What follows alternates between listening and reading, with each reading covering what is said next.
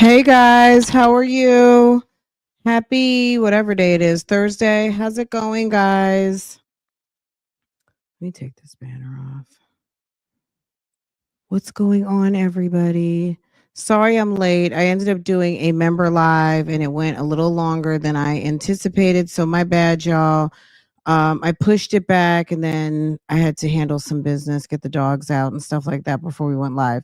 So welcome, welcome, welcome. I wanted to So today's live, I wanted to, you guys have been asking about Murvin Jennings, and I also wanted to look at the testimony of the lady who testified regarding Nazaya's school ID. If I have it queued up, I may not. Just one second.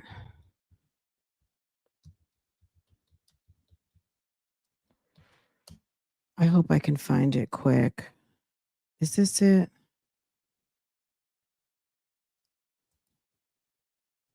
The lady who found her ID. Oh, yes. Okay.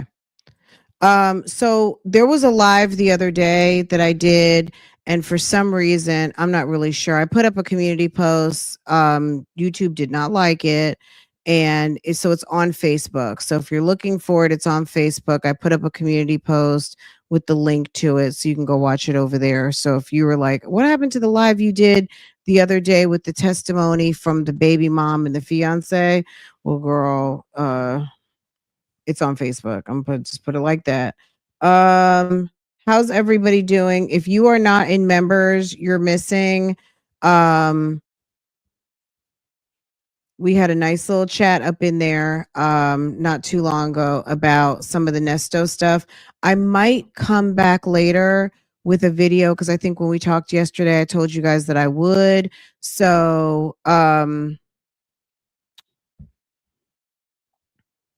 maybe on the later this evening because she did do 2 visits back to back. Hold on a second, let me pull out my sheet. According to the visitor log, and oh, hey member. Hey boo. Nolia girl, hey boo, how are you, hun? Thank you. Thank you. I appreciate you. So yesterday's video that we watched, Sonia was there yesterday and she came right on back the next day at 5 o'clock. Girl, she was there December 21st at 10, and then she turned around and came right back on the 22nd at 5 p.m. and then came back again on the 29th and then January 6th. That's all I know about Sonia and her foolishness that we talked about last night. Okay, let's get into this. We're going to just watch some we're going to get into some videos today. All the videos that I watched that are, let me save this.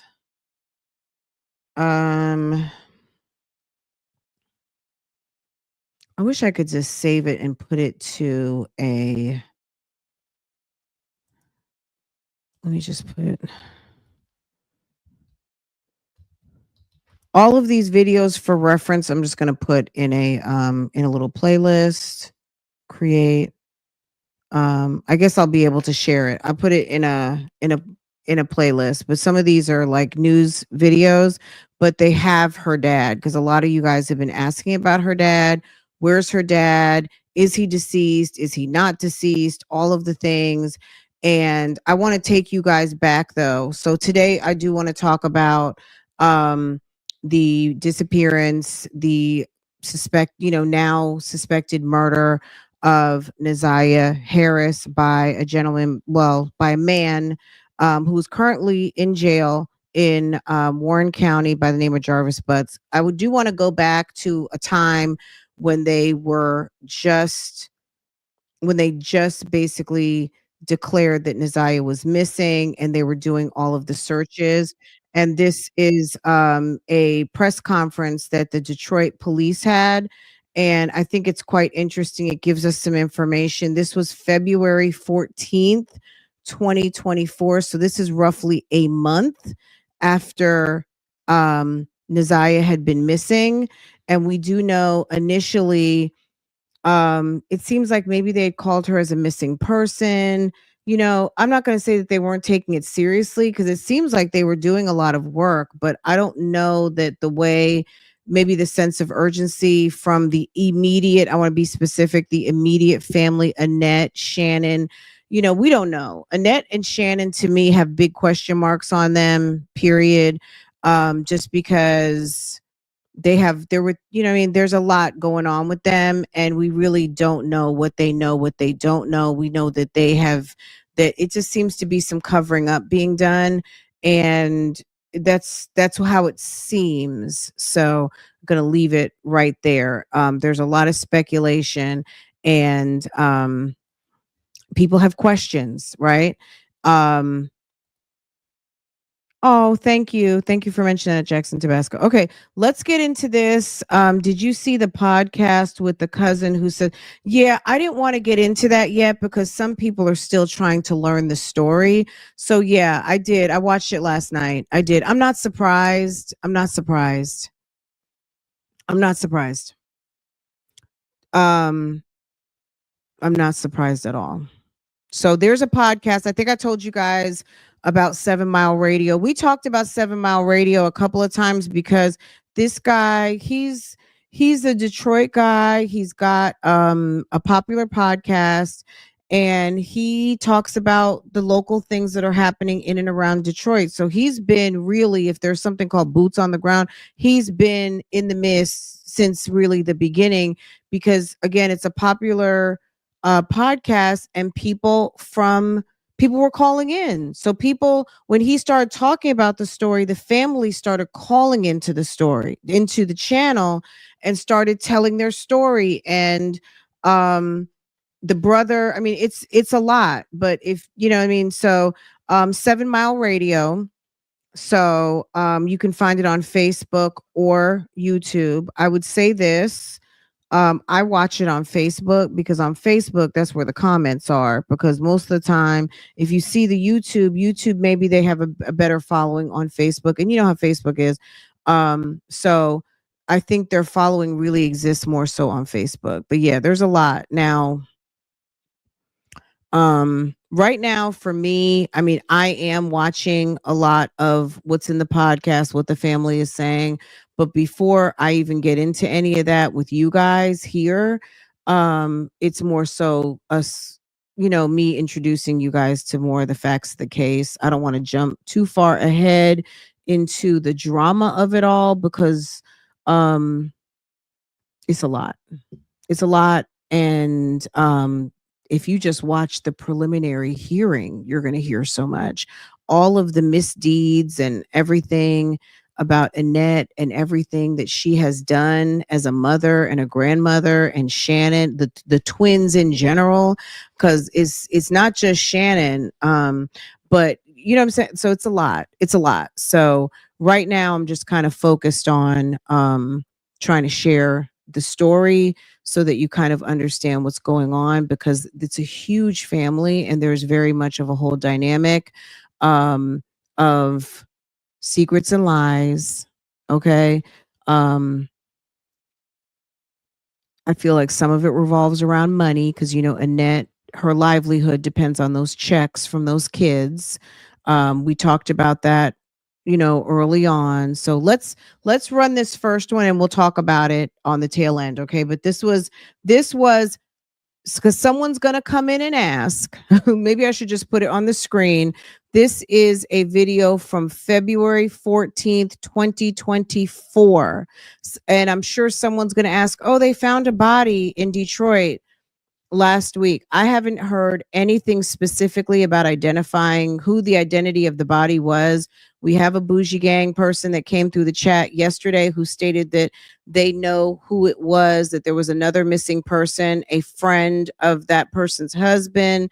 um I don't want to, you know what I mean, I don't want to give out any misinformation because this is definitely still an active case. So this is a press conference from February 14th, um 2024. So let me put something up so no one has to be, because I'm sure someone's going to come in and say, what was this today? No.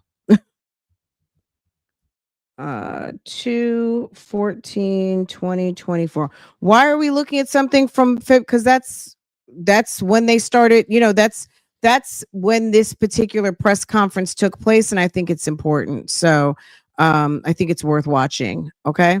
All right. Maybe I should make it just a second.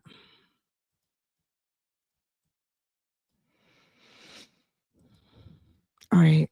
Just 1 second, guys. We want to get you out to some developing news right now. Detroit Police Chief James White is holding a press conference on a missing 13-year-old girl who hasn't been seen since January 9th. This update coming from Shoemaker and Garland. We hope to learn if there's significance to this location and the investigation. It just started. Let's listen in.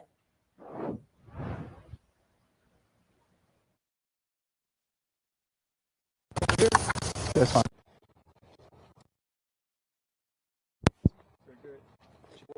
All right. Good afternoon, everyone. Thank you for being here. I want to just start off before I bring up Chief Jackson from Detroit Public Schools Police Department and to what brought us here today. On February 12th, we had a briefing on this missing child. Yesterday, we had a much more comprehensive and detailed meeting where he brought forth a number of different factors as to what occurred and what they have been working on. We left that meeting with some very serious concerns about Nazaya's safety, and I'll bring up Chief Jackson at this time to give you an overview, and I'll be coming back up to talk about the details. Chief Jackson. Good afternoon. Back on January 9th, we believe Miss Nazaya Harris did not return home from school. She was a student at Clark Elementary. January 10th, her family went about the process of reporting her missing. We began our investigation at that point. We began working back, following through her on her last known steps, possible person she was in contact with, some of her school-age friends, gathering different information. As we began to work back through that information with our local, state, and federal law enforcement partners, information that we obtained has led us to this point here. At that point, we reached out to Chief White to let him know the developments that we had, and so at that point, we decided that this investigation had kind of gone past the four walls of our building, and Chief White stepped in to help us out. Chief White. All right, thank you, Chief. So again, after our meeting yesterday, we were very, very concerned. I made the decision at that time that we will take lead on this investigation. We'll be bringing in our local, federal, state partners, a very concerned community, our Board of Police Commissioners, our civic leaders, every single person to assist us in bringing little Nazaya home. That's the goal here, is to do everything we can to bring her home. We have debriefed on a number of different factors. We're hopeful that we find her well, but we can't operate on hope. We have to operate on information, investigation, and work, and that's what we're here to do today with this incredible show of force that we have at this time. I will bring up Deputy Chief Carrie Sloan to talk a little bit about some of the aspects of the investigation at this time, but I will tell you that it is still early in the investigation on our part. Although DPS has done a number of different things, we are now doing a number of different things. We are actually, in fact, repeating some things to lay eyes on exactly what aspects of the investigation that we want to have some firsthand information on. So she's not going to be able to provide you granular detail at this time, but we'll just give you an overview and highlight some of the things that we're going to be doing. DC? Good afternoon. Deputy Chief Carrie Sloan, the Detective Bureau. First, we would like to express our deep concern for the welfare and safety of 13-year-old Nazaya Harris, who has been missing since January 9th. I would like to ensure Nazaya's family that DPD intends to utilize every possible resource that we have to bring her home safely. As the Chief mentioned, we are currently working with our local, federal, and state partners to establish exactly what occurred in this situation. At this point in the investigation, we are aggressively searching for Nazaya and examining every piece of evidence to understand what transpired. We are in the process of re-examining and re-interviewing all witnesses and anyone with any possible information that can assist us in this investigation. DPD is committed to working this case until we locate Neziah, and we are asking the community for their help and anyone that has any information to reach out to the Detroit Police Department. Commissioner. I want to thank the Detroit Police Department and the Detroit Public Schools Police Department, those two chiefs, for working together in a unified manner. I stand here in full support of this department in finding our little precious child. And I ask everybody in this community to come together and rally with this department so that we can be able to find our young sister safely, prayerfully. And it is my goal to do everything in my power and within my sphere of influence to be able to work with the chief and this department, to ask the clergy, ask every community person out here, all the block clubs, come out for this baby. I plead with you. And I'll say, if you are holding this young child, I ask you to please find in your heart to let her go. And if anybody have any information regarding this situation, please contact the Detroit Police Department. And I'm just here on faith and making a commitment myself. If anybody have any credible information, that I will add $1,000 to any type of support to be able to find this young baby, because that means that much to me for this baby. I have a daughter. All of us have children, and this child need our help. And please turn the information over to the Detroit Police Department as soon as possible. One more right behind you, Chief. And then Commissioner Smith. Commissioner Smith, yes. Yes, good afternoon. I stand here in support today with the Detroit Police Department as well as the Detroit Public School Department. We're today in unity in hopes that we find this child safely. I'm just conveying the message that it is against the law to harbor a child. If someone is harboring her or keeping her against her will, please let her go. If any children or friends or neighbors or anyone who've seen her, please speak up. It is extremely important, and we are very concerned. The community is very concerned for the safety of her return. Thank you. Thank you, Commissioner. Chief, sir. One more, The mom. the mother, yeah, Okay. grandmother, right.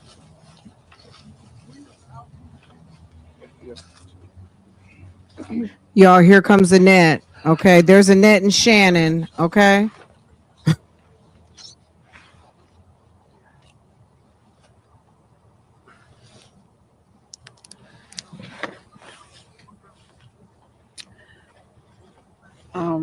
I'm asking anyone that knows anything about my granddaughter,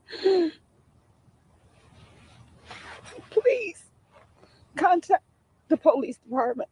She's been missing for a very long time. Neziah is a very sweet child. This is not of her character. We've been looking for her. We've been passing out flyers. We've been calling people. We've been knocking on doors. We have done some of everything. And we're asking anybody that has any information, I don't care who it is, please come forth, contact the police department. Her life could be in danger. Please call the police department. I want my baby home. And I'm asking in the name of Jesus, Yes. and I stand on my faith that he's going to bring her home. But if we all can come together and help find her, I'm telling you, we can make a difference. She's been missing. She's been gone too long. I can't sleep. I can't eat. Just bring her home, please. That's all I'm asking. Thank you. Thank you, ma'am. This is okay. Let me say something. So, okay, some of this is like facts of the case that we've learned through the police and things like that, and the testimony. And some of this is going to be Facebook type stuff. Okay, let me just say this: from what I found out on Facebook And when we were live the other day, I showed some text messages from between Shannon and Roxy, a cousin of the family, right? And Shannon in the text messages basically alluded to the fact that Naziah ran off to get some D. Okay. I'm just wondering how she's standing there a month after Naziah is gone. And maybe she was just speaking out of her mouth and maybe she thought that Naziah had ran away. But according to them, Naziah had never ran away before. Now it's like maybe she had ran away before. So which one is it? Has she ran away before? Has she not ran away? And why does Annette seem to run households where kids are always running off?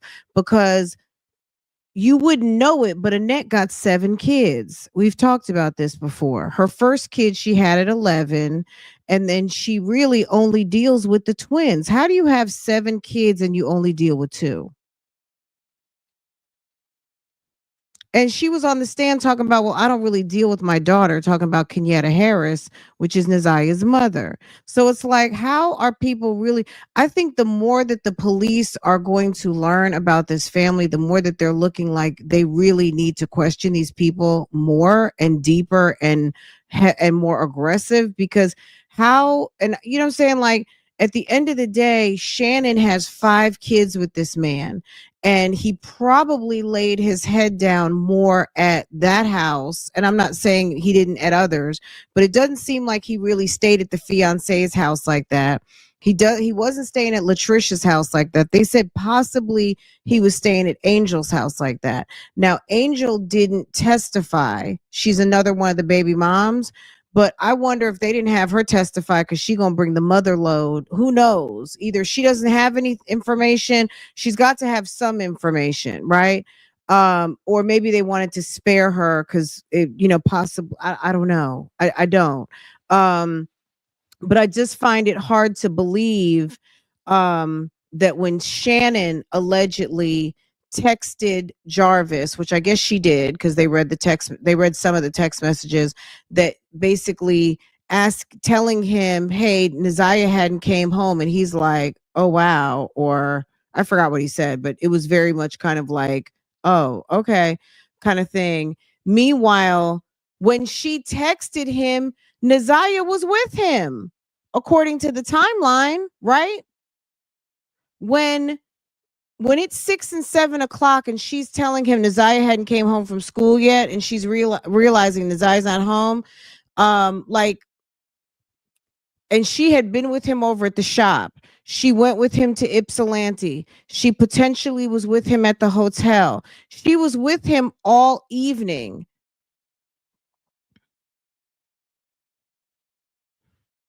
It's weird to me. I really feel like Annette and Shannon, and everyone's been saying this, they know more than what they are saying.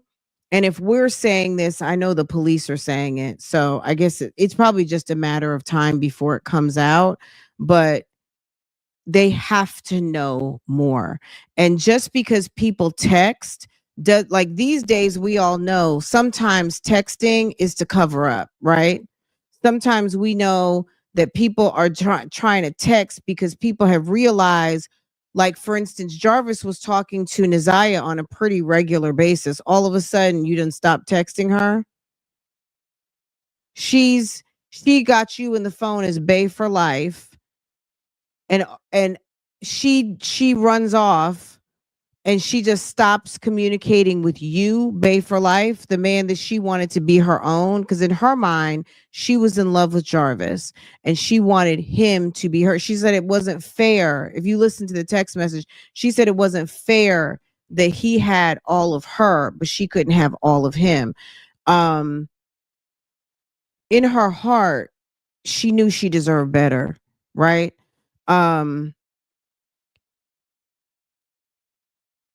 How all of, like, that's how killers sometimes tell on themselves, because he didn't think, oh, maybe I should keep texting to pretend, like, hey boo, hey girl, hey Tuda, or whatever he called her, come home.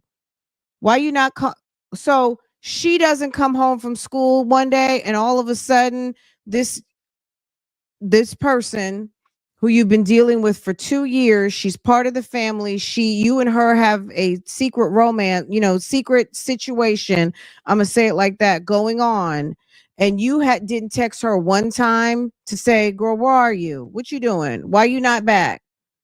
That's to me one of the most telling parts, that he decided to not communicate nothing. And see, because in someone's mind, it's over. He already knows, that's how the killers tell on themselves, because in their mind, they already know what happened. They know there's no reason to text because she ain't gonna text back, right? But some people who are very diabolical, like I believe that this mother and daughter are, this little duo on the screen, they're laying the groundwork, telling family, like kind of disparaging Nazia's name and making it almost like she was a runaway. And that could have been what they articulated to the Detroit schools police. Why would you go, like, you're crying, talking about you can't sleep at night, but you slept the first night? Like, did she come home or not? A 12-year-old at the time, or 13-year-old, is not old enough to be out all night long. They don't come home for 3 or 4 hours. She could have been hit by a car. She could have been in the hospital.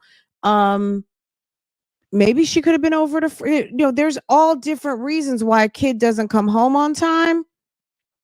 And you just decide to go to bed and we'll call for her in the morning.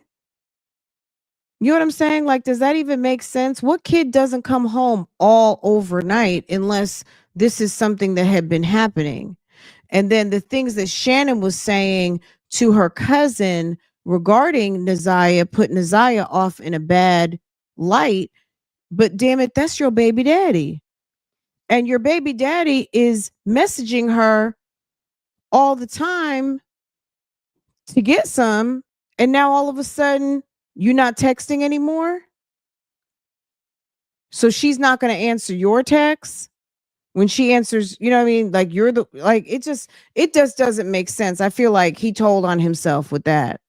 That's one of the things that just makes it obvious. Did she give an explanation as to why she waited to call the next day? So Shannon said the way Shannon realized Nazia wasn't home was that the kids were like, where's Nazia? And I guess she looked around and was like, oh, okay, she's not home. So Annette comes home. This is their story. Keep in mind, remember, we have the scenario of the unreliable narrator, people who lie, right? This is their story. We don't know if this is all the police unfortunately have to go on is what they're saying. So Shannon says around 6 or 7 o'clock, she realized Nazia wasn't home. Because the kids brought it to her attention. Okay. Annette comes home. She mentions it to Annette. Annette was, based on what Annette said, if you watch the testimony, I'm almost feeling like she didn't think anything of it. She says she went to the school, but the school was closed. Come on now. Those people have been working all day. The school's not open at 6 o'clock. Even if there is someone there till 6, that's the after school program. After school can't do anything to help you. The administration is gone. Those people have been there since 7 o'clock, right? So administration's gone. Office is closed. So she says, well, I guess I'll wait till in the morning. So when she dropped off kids in the morning, that's when she reported her missing to the school police, okay?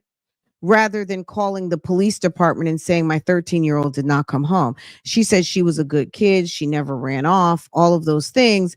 But the text messages with the family, Nazia is this, Nazia is that. She went to do this. She do the most, but the blah, blah, blah. They got all kinds of things to say. Okay. All right, let's keep going with the and then I think the next one might be the video. So the lady, this lady right here, the commissioner, hold on, I don't think you could see her. She just spoke before Annette came up. This lady right here, look down on the screen right above the comment. Hold on. She knew Nazia's father, okay? Murvin Jennings. Murvin Jennings has passed away. That's Nazia's father, okay? Nazia's father also did do an interview with 7 Mile Radio. Maybe we can listen to that part of it. Let's watch the 2 news videos, then I'll pull up the and let y'all listen to that part, and I'll share the link because it's a 5-hour, and I listened to the whole thing. There were several family members that called in on that night.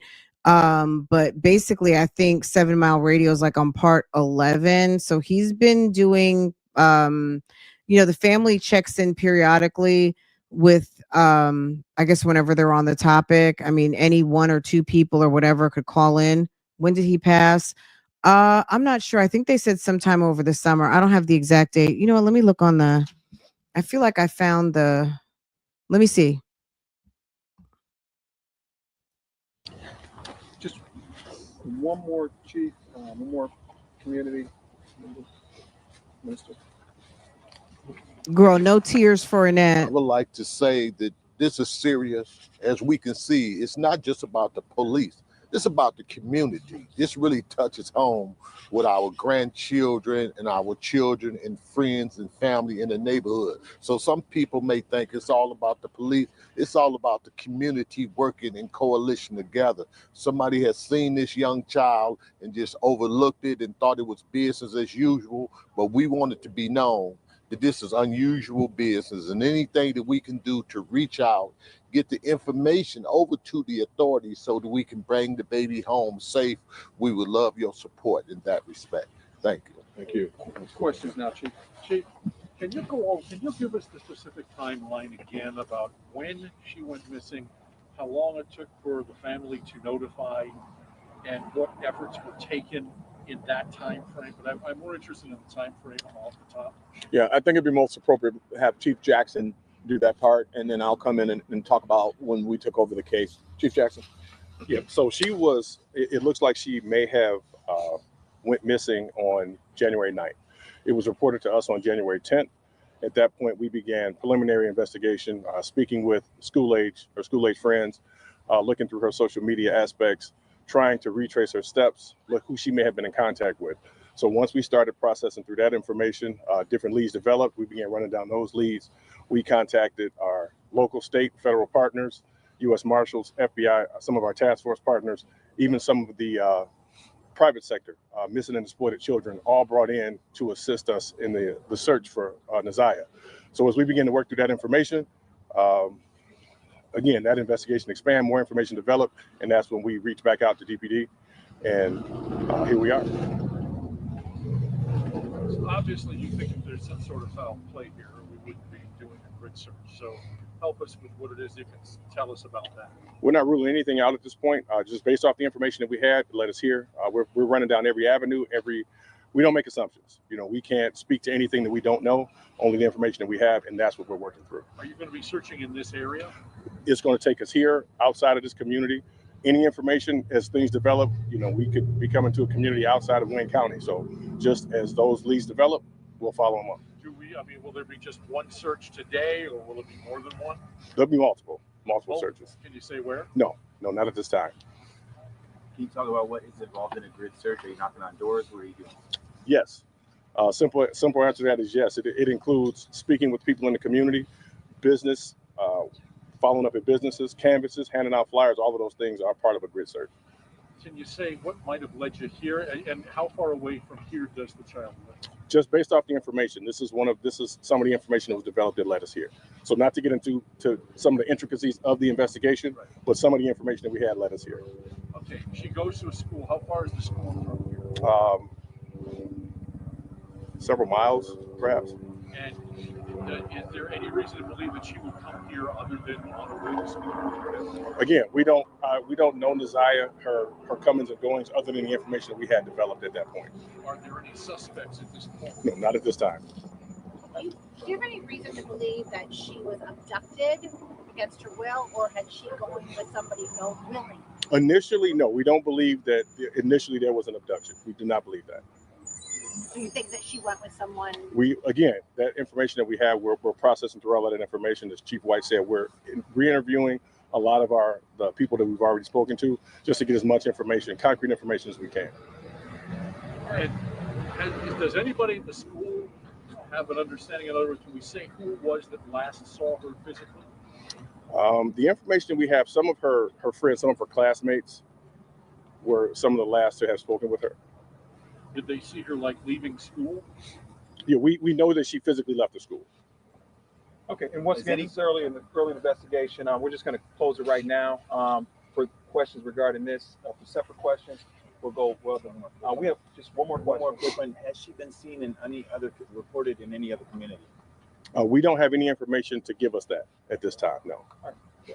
Okay, thank you so much. And everybody else, Chief, if you can just stand by for the separate questions for this. Thank you all. And I know we're going to just stand by for a minute, okay? All right, everybody else, stand by. Did you all have a separate question for separate cases sometimes? Chief, just real quick, I understand there was a shooting overnight, a fatal shooting at an apartment complex at Burgess.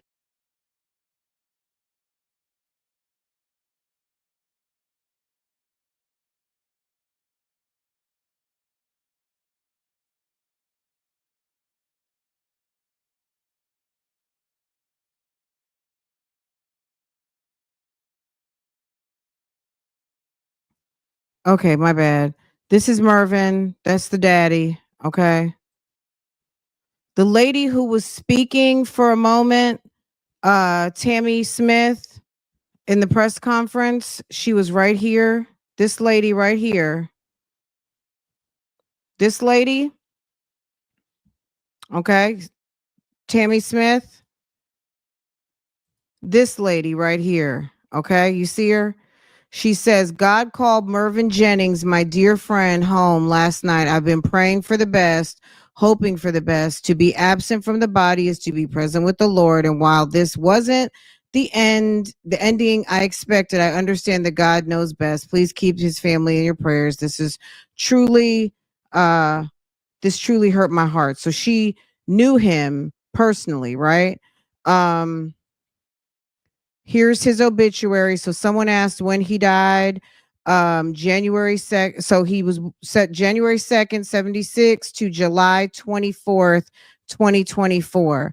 I don't think I got the inside of the obituary. Okay. Here's Murvin right here. Why did he die? What happened to him? He had congestive heart failure. There is a video. Hopefully it's one of the ones I queued up. But Sir said that his heart was operating at 5%. He was in very poor health. Okay. Let's go to the next video. Okay, this is the lady that found her school ID. I just wanted to touch on that for a minute. Okay.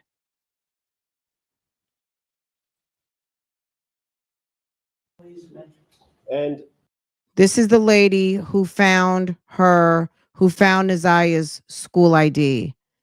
And then a couple of you said that you guys didn't hear the lady who was the substitute teacher. I feel like we watched that together on the same day where we watched which testimony was that? That was Annette, Shannon, and the substitute teacher who saw Nazia the day that she was laying down on the floor. I'm gonna see if I can cue that up after this. And then I've got a couple of videos of, well, let's do the videos of the dad first. Let's see. And we'll come back to this one. Okay. We started covering this story back in February when Detroit Police took over the case from Detroit Public Schools Public Safety. This was not known. Nothing was known to the media until February 14th. Okay, let's go. Okay, we'll do this one first. Okay. Valentine's Day, when a massive search was underway. And then for months and months trying to find her, and then nothing. The evidence shows overwhelmingly in this case that she is in fact deceased. This is believed to be the last picture taken of 13-year-old Nazia Harris before she disappeared in Detroit on January 9th. Thursday, investigators announced homicide charges as well as criminal sexual conduct charges against 41-year-old Jarvis Butts, someone with a criminal record and someone known to Harris's family. We suspected him from the beginning, considering his background and things like that. This young lady here on the screen is ROXY. She is the cousin. So Annette is first cousins with this lady's mother. Okay. Kenya. So on Facebook, her mom's name is Kenya, and this is Kenya's daughter. So she is family. There's a whole kind of family feud going on a little bit. I feel like there is a certain aspect of the family that feels like another aspect of the family is trying to make them look bad. But at the end of the day, it is what it is. And what happened. And one part of the family is calling out another part of the family for not doing their job and protecting the young children and having this predator in the midst. So that's really, at the end of the, that's really what it's all about. The family at large is pissed at Annette and Shannon. They're pissed at Annette and Shannon, and rightfully so, because that is I mean, if only two people have a job out of this situation, Annette don't go to work every day. Annette gets paid to basically keep these children. She gets all kinds of government checks for these kids. So that's really her job. I mean, all of us who are moms or caregivers or guardians, that is our job, to take care of our kids. But when you get a check, I don't get a check to keep my kid. You know what I'm saying? Not this lady, but Miss Annette gets a check to keep a kid. Okay. Keep her own grandkids. You would think she would be Johnny on the damn spot and know where all these kids are and their best upkeeping, right? And that was just not the case. And part of the family is out here calling them out on the bullshit. And ROXY is one of them, asking questions and all of the things, and they're upset about it. And when I say they're upset, I mean Annette and Shannon are the most upset. Butts is being charged with homicide despite the fact that the teenager's body was never found. During Thursday's press conference, Wayne County Prosecutor Kim Worthy revealing shocking evidence. You look at that face and you do not see the horrors that she had gone through in her short life. The exploitation, the molestations, the sexual abuse, and the pregnancy that she was concealing. There's no evidence of anyone else being the father of that child other than the defendant himself, who we charged today. And he knew she was pregnant. We know that he was also searching for ways to abort the baby. This is a story that has attracted a lot of attention. Detroit podcaster Mark DeAndre. So Mark right here, this is the guy from 7 Mile Radio. So you can look him up on Facebook. I will drop the link to the video that I want now. There's a 5-hour one. I'm telling you, I mean, I pretty much listened to it in one night. It was interesting because Shannon called in, ROXY called in, the father called, like, everybody. So many people called in, even people in the community. It was a great show, especially not a great show from this aspect. It was a great podcast show that day because it gave you a lot of information.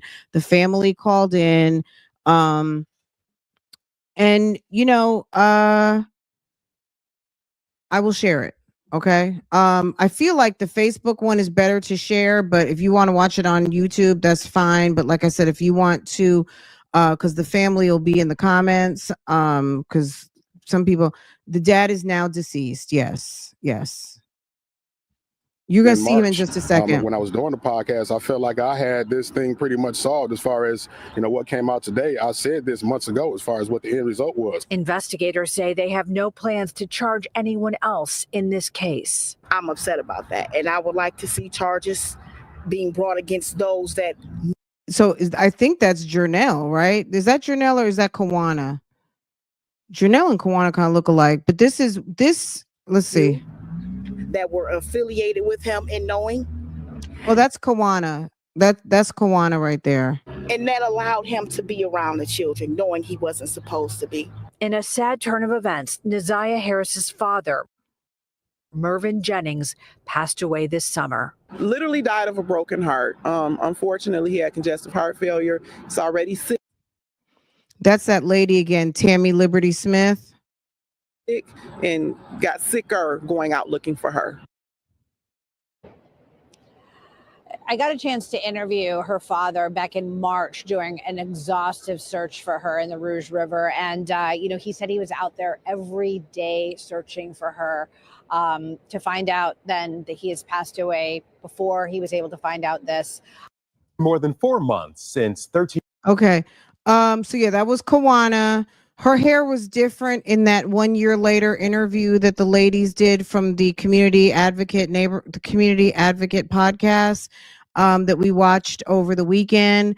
But yeah, there's part of the family that is on Annette and Shannon's ass. Okay. So if you hear about some of the back and forth with the family, that's basically all it is. And they'll say things like so and so's not family, but at the end of the day, they're basically trying to deflect because you got chains on your damn refrigerator. The little girl was not even up under the radar. It seems as though y'all knew what was going on because there's been a history of that type of foolishness going on up under Annette's roofs for a long time.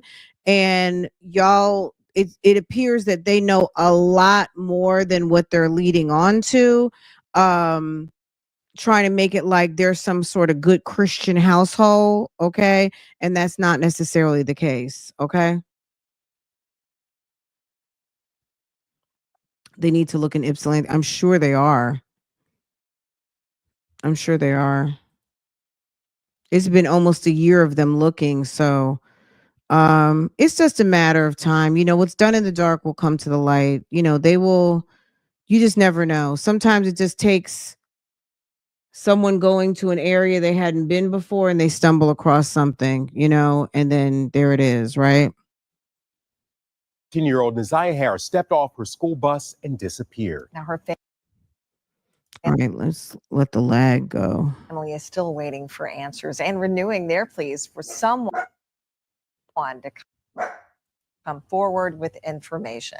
Neziah was last seen back on January 9th at the intersection of Cornwall and 3 Mile Drive. Now, the primary suspect in her disappearance is a registered sex offender currently being held in the Wayne County Jail. Well, 7 News Detroit reporter Ryan Marshall is live at the Frank Murphy Hall of Justice in downtown Detroit. My bad, y'all. We got a little bit of a lag, so just bear with me. Where the family will gather for a vigil later this morning. Ryan. Well, guys, the family of that missing Detroit teen still seeking justice in this case. That includes Neziah's biological father, who exclusively spoke with 7 News Detroit. He is fighting for his own life, but is holding on to find his little girl. I know the family hopes and prays that she is still alive. Correct. But if you get that phone call, And he had been estranged from her, but he said he didn't know. I'll pull it up on the podcast. He said he really didn't know. He said he thought Annette was a good mom, a good woman. He had no idea what they had going on over at their house. But he said at the time that he had the baby with Kawana, it wasn't like a love thing. It was more like he was on something and she was on something. He said he was drinking real bad and he said she was doing other stuff, and it happened. And yes, it was some cheating going on, but it wasn't really a relationship. I guess they were working together and maybe they were both feeling away, and it happened, and that was it. And it wasn't like a love type thing. That's why I'm getting back in the ministry. Because some people have asked, why didn't he take the baby? It wasn't that type of relationship. He didn't really have a relationship with her like that, and he thought it was the best thing to let the grandmother raise the baby. That's what he said. Okay, girl. Okay.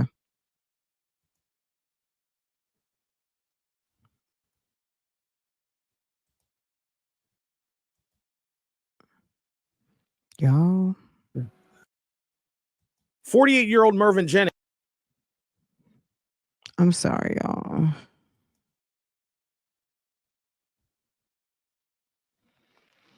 It's trying to catch up with itself. Okay, let's see. Sir, I'm sick of women allowing predators into their homes. Yeah, it happens. You know what I mean? Like, It's unfortunate. Let me let this thing do its thing. So we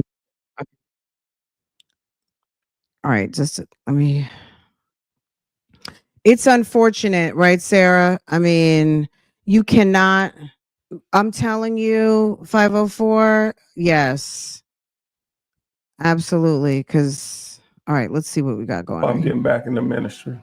48-year-old Murvin Jennings is Neziah Harris's biological father. He says he's tried to reconnect with his daughter for the past 8 years.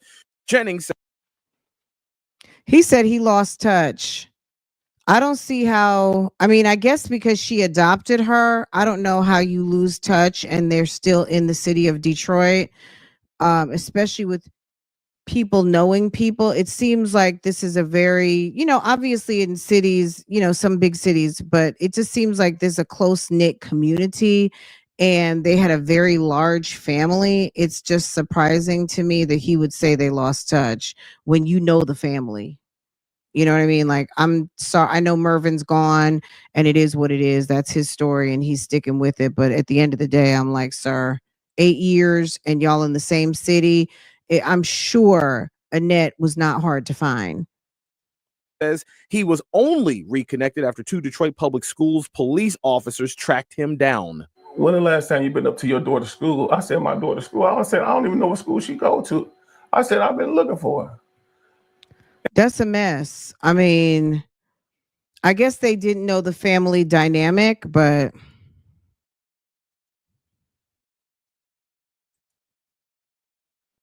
yo,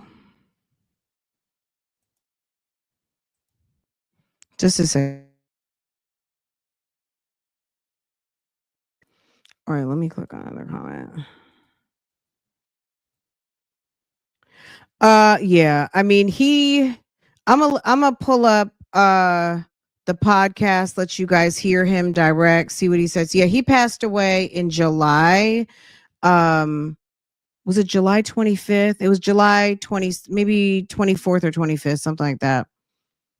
Just a second. And they looked at each other and I was like, what's going on? They said, your daughter's missing. He's dealt with serious medical issues in the 8 years away from Neziah. Jennings has congestive heart failure. He says in April, doctors gave him only 7. Was it 7 days, 7 months? Ooh.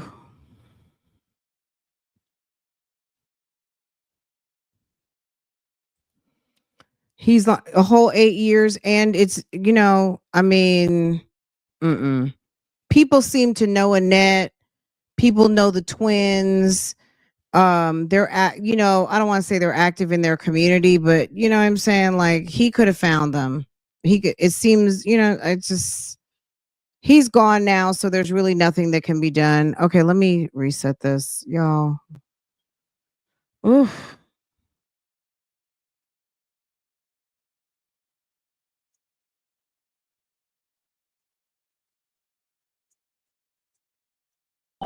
When the last time you been up to your daughter's school? I said, my daughter's school. I said, I don't even know what school she go to.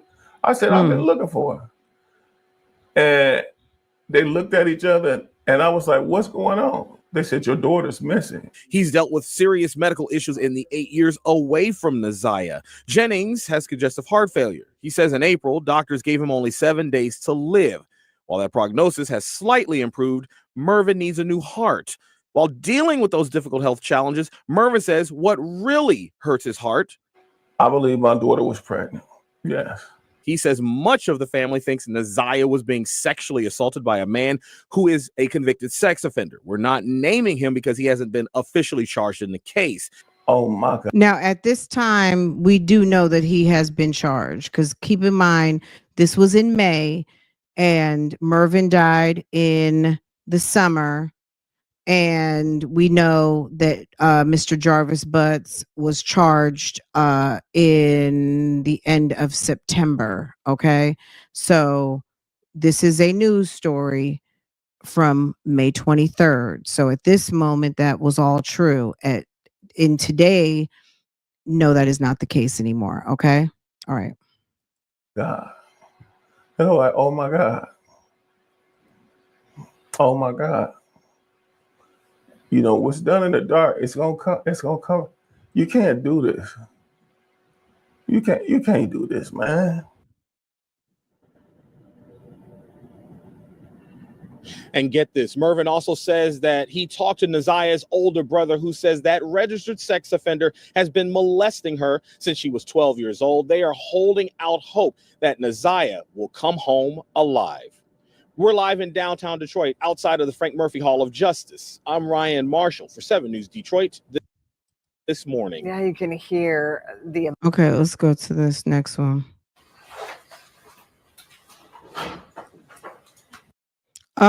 This is regarding the surveillance footage. I feel like y'all saw this. Y'all saw her get off the bus. More than 4 months since 13-year-old Nazia. We started covering this. Okay, let's go back here. This is the lady who saw her ID. Okay, this is the lady who got her school ID. And then we're going to close it out with the lady who was the substitute teacher. I feel like we showed this the other day, but some people were kind of like, you know how when you watch a hearing, like you just hear different things at different times. And then also a lot of you guys are just hearing about this or have heard of it, but weren't really following it to this depth of now we're in court. Somebody is being held to account. There's lots of interest in this case because there's a lot of layers to it. And it's also eye-opening, it's jaw-dropping, it's just a lot. It's a lot. And I think that people are very disgusted. But like I said yesterday, this situation has opened up a dialogue that really needs to be had because, you know, I think babies, you know, people are very protective over the little babies. You know, we know that. But somewhere between when kids get to adolescence and high school, you know, we do give them a little bit of their wings to fly and do some things independently, but she didn't have adequate oversight. This adolescent did not have adequate oversight, and a predator was able to infiltrate because she really didn't seem like she had anyone of an adult nature that was close to her, loving on her the right way as a parent and not trying to take advantage of her and exploit her. So unfortunately, there would seem to be a lack of decent men around. I feel like Annette may be the type to run off any type of man, and maybe the men of her choosing were no good anyway, so they didn't need to be there. But it was very much a toxic feminine situation going on, toxic femininity going on in that household. Because they're throwing the babies to the wolves. You got chains on refrigerators. You got predators coming in, stealing underwear, helping themselves to children. This is not like an empowering, positive female situation. You've got some asleep females who probably don't, you know, who are not taking their mothering seriously, who are allowing these type of individuals in the midst of impressionable children who need protection, right? So anyway, let's listen to this testimony, and then we got it's another short testimony after, and they don't care because I think I'm gonna be honest, and when I first saw this, my first feeling was that lady must be getting hellified checks. She's getting social security check. This is what Annette did. Annette was this is just my opinion. Annette seems to be a horrible mother. She ran off all her male children. She ran off the female child that was getting sexually molested as well. She creates situations where kids her kids are running off. She created a situation where her kids turned over their kids to her as if that was a good idea, but we're not going to talk about that right now. So she creates guardianships. She creates broken children who are like mentally disabled, who need social security checks. Like this is a whole situation where she's creating a revenue generating source for herself because her kids were not able to take care of their kids because of her neglect. Then she turns around and neglects the kids that are entrusted in her. And she's getting either foster care checks, she's getting social security checks. Her lifestyle's being paid for. She's probably benefiting from Section 8. She's benefiting from food stamps. She's benefiting from Medicaid. She's doing all of that. She's like a professional paid mother. And she doesn't even do a good damn job. I mean, Shannon doesn't go to work. Annette doesn't go to work. And then you see the kids on TikTok videos and you got chains all over the fucking refrigerator. And then you got refrigerators in bedrooms. So people had to probably, I mean, you see what Shannon clearly didn't miss meals. So you got people with damn refrigerators next to their goddamn bed. Okay. Weird. And then the kids are entertaining themselves on social media. You don't see any toys. You don't see any, you know what I'm saying? Like it looked dark up in the house. Annette's always out running a damn errand. I'm out running errands. A mess. Valerie Louise Smith. And Ms. Smith, I want to call your attention back to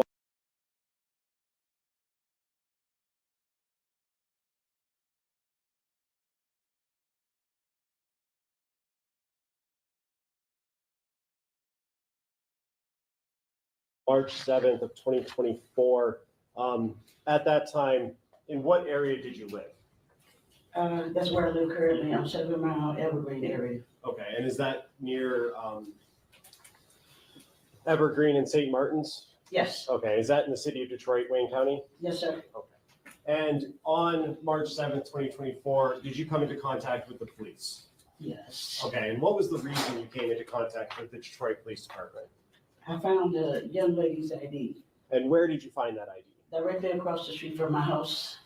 And was it like a driver's license, school ID, or something else? School ID, it looked like. And when you found that, was that the first time you had seen it there? No, I stepped over it for 2.5 weeks before I decided to pick it up. Okay, and is there a reason after 2.5 weeks of noticing it there that you decided to pick it up? I just decided to pick it up that day. I was going out shopping and said, well, let me get it and send it back to whomever it belongs to. Okay, and when you picked it up, did you read the name on that ID? Yes. And what was the name on the ID? Zanaya Harris. And did that raise any concerns in your mind? It sure did. And what's the reason it raised concerns? I just heard it on the news before it came out. You heard her name? Her name, yes. And when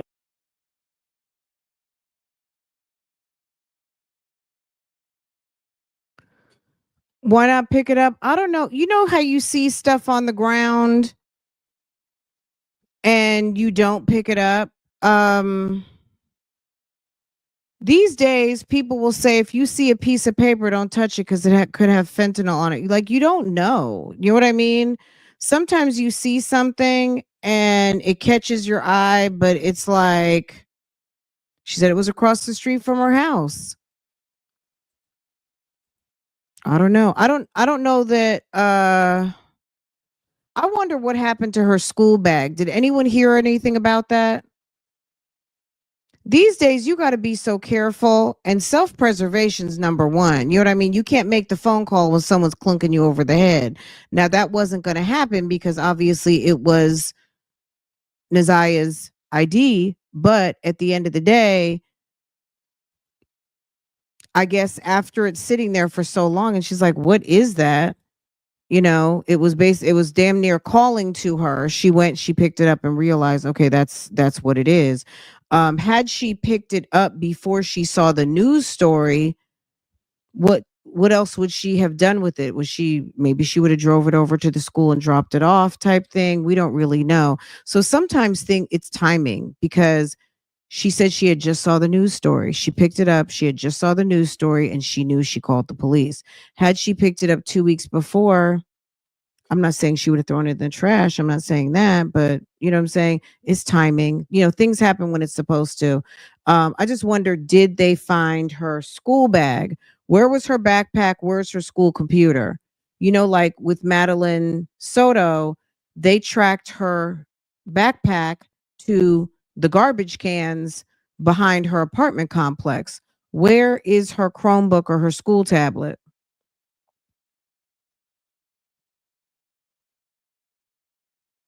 I don't know. We're going to find, let's see, because they might, I feel like they're going to pull up some things. So they're probably going to, she's on this, they're going to show us. We'll find out. Okay. When you picked it up, did you have gloves on or anything like that? No, no. And you use your bare hand then? I took my phone and flipped it. And when I saw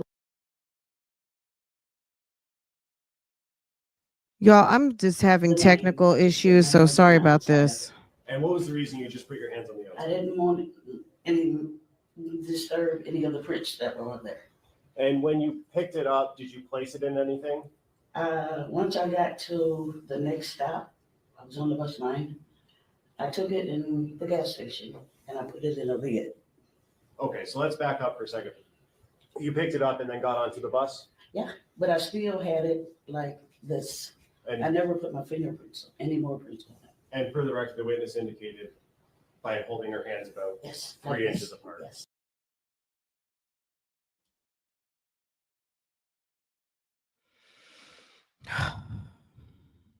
Oh, I'm sorry. I wasn't even on mute. I apologize, y'all. I'm having some issues. My bad, y'all. All right. It might not, it's, okay. When you got to the gas station, did you go into the gas station? Yes. And did you tell the people in the gas station about what you found? Yes, sir. I also told the bus driver what I had found. And then after you told the gas station people, what happened next? I asked them to call the police for me. And did they? Yes, And then did the police come to your location? yes. And after the police got there, what happened next? They took me back to my house so I could show them exactly where I found the ID at. And did you show them that? Yes, And did you give them the ID as well? yes. I gave it to them when they initially pulled up. And may I approach, Judge? Yes. I'm approaching with People's Proposed Exhibit 40. Ms. Smith, do you recognize that? Yes, sir. And is that the ID that you found? Yes, sir. I move to admit People's Proposed 40. No objection. It'll be a minute. And permission to publish on the screen. Yes. And Ms. Smith, I don't know if you can see the screen from where you are. That's the picture I just showed you, correct? Yes, sir. And is that the cup or the top of the That's the lid I said. lid that you Yes, put it sir. in? Is that a yes? Yes, sir. And on the bottom left, it says grade 8, correct? Yes. I have nothing further, Judge. Thank you. Just briefly. Good afternoon, Ms. Smith. Hi, how are you? Fine, thank you. You said that you picked up the ID, was it March the 6th? Or I'm sorry, the 7th? Yes. Yes. And you said you had been stepping over it for approximately 2 weeks? 2.5 weeks I stepped over. Okay, so that puts you in February. When I initially saw it. When you initially yes. saw it, okay. And you said you had been stepping over it? Mm-hmm. So does that mean that it was actually on the sidewalk? No, it was in the grass. In the grass? Face down. The grass next to the street? Yes. So there's like usually kind of like an easement between like the street and the sidewalk? Yes. And there's like a patch of grass there? Yes. And is that right in front of the bus stop or? No, it was a little ways off from the bus stop. Okay, from the bus stop, between the bus stop and what other landmark would you say? Nothing else is there. Nothing else there? No. How far to the corner of the block? St. Martin's. It's not that far. Okay, so a few steps? Steps, yes. Okay, Few steps. perfect. Yes, ma'am.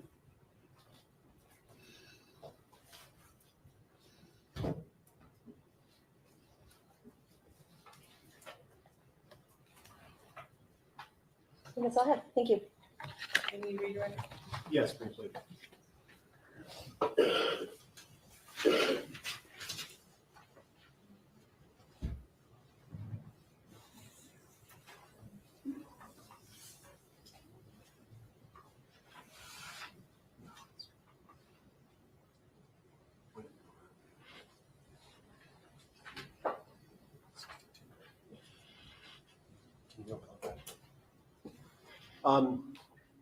Ms. Smith, just a couple of questions for you. Miss Quick asked you a couple of questions about specifically where you found it. You said it was in a patch of grass next to the sidewalk? Yes. Okay. And you said you had been stepping over it for about 2.5 weeks before you gave it to the police department. Before I decided to pick it up, yes, sir. The 2.5 weeks that you've been stepping over it at the beginning of that, is that the first time you noticed it? Yes, sir. And it could have been there before those 2.5 weeks, correct? Yes, sir. Okay. No, I think that causes speculation. I don't think it's a yes or no question, Judge. I don't think that calls for She knows speculation. how long it's been there. She can only Can you testify. stand up to the court reporter? Yes, Your Honor. My objection is how can she testify to how long it could have been there prior? She can only testify to what she knows, and she testified that she knows it's been there for 2.5 weeks. Did you see it being placed there on the grass? I'm sorry? Did you see it being No, dropped ma'am. on the grass? Oh. No, ma'am. So I want to sustain objection, because she wouldn't know, but she didn't see it dropped. Okay. So the first time you noticed it was 2.5 weeks prior to March 7th? Yes, sir. Okay. And when you talked to the police officers, did you look at a photo, a Google Street View of your location? Yes, sir. And did you indicate on that photo where you found it? Exactly, yes. They took me, excuse me, they took me back to my house so I could show them exactly where I found it. May I approach, Judge? Yes. I'm approaching with what's going to be marked as People's Proposed 62. Do you recognize that, ma'am? Yes. And is that the photo that you signed and indicated where you found it? Yes, sir. At this time, I would move to admit People's Proposed 62 No objection. Would it be a minute? and permission to publish since I don't have a hard copy right now. Yes.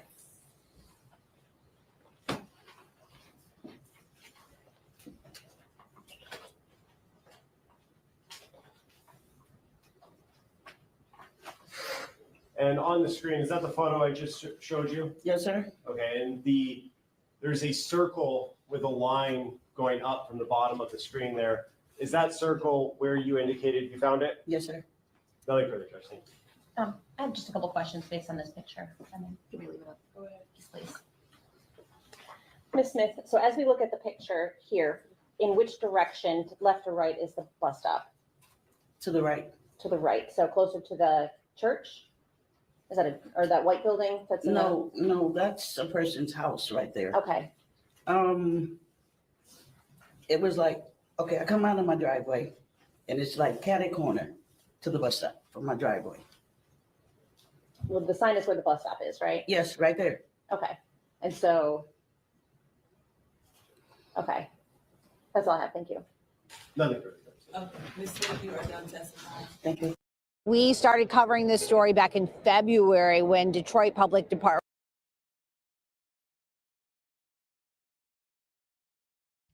Okay, I'm trying to find let me see if I found it. I think I did. The lady who saw Neziah at school, her teacher, Miss Lee. Hold on a second, let me find it.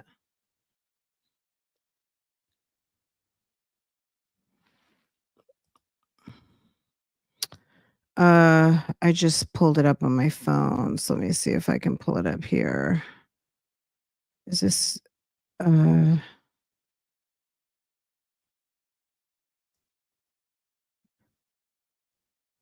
I mean, she's got some interesting testimony just because I think it's just kind of like the last person who kind of really interacted with Neziah.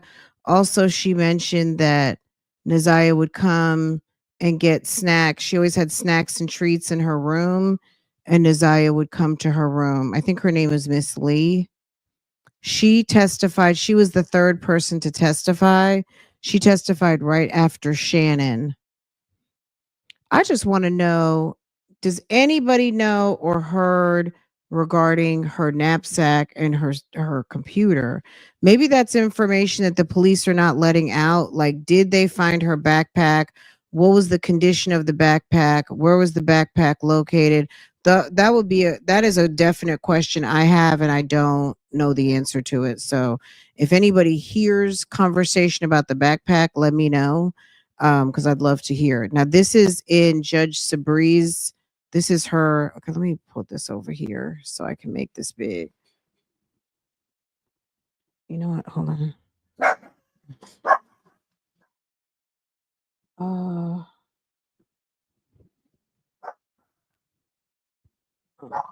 Here like that. So the next witness is getting ready to come in. Okay,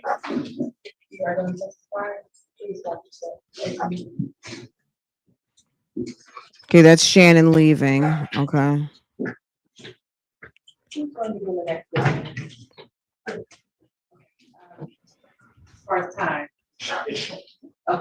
This is the substitute teacher.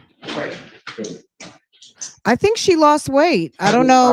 Well, I don't know if she went on Ozempic or I don't know what happened to ma'am, but ma'am she appears to have lost a significant amount of weight. So definitely that is yeah. Shannon appears to have lost a lot of weight. How she lost it, I don't know. Probably what they call old time worration. Okay, when you worried about the chickens coming home to roost and people finding out about all your little nasty dirty secrets.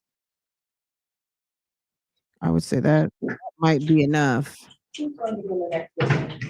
Old fashioned worration. First time. Okay, so we'll do one more witness and then we'll take a break. At this time, we can call Marilyn Lee.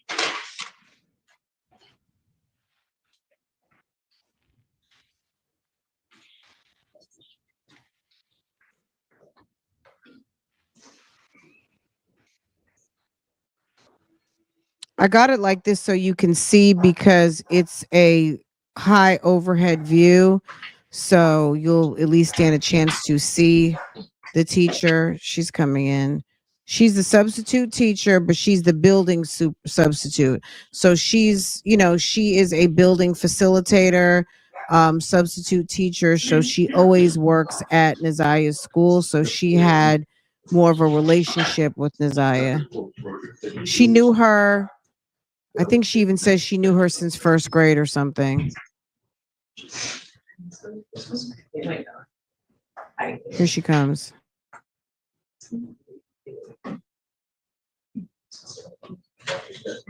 This is from the preliminary exam. People keep asking when is the trial. The actual pre-trial is starting, I think, tomorrow. So we'll find out about actual trial and things like that as more things progress.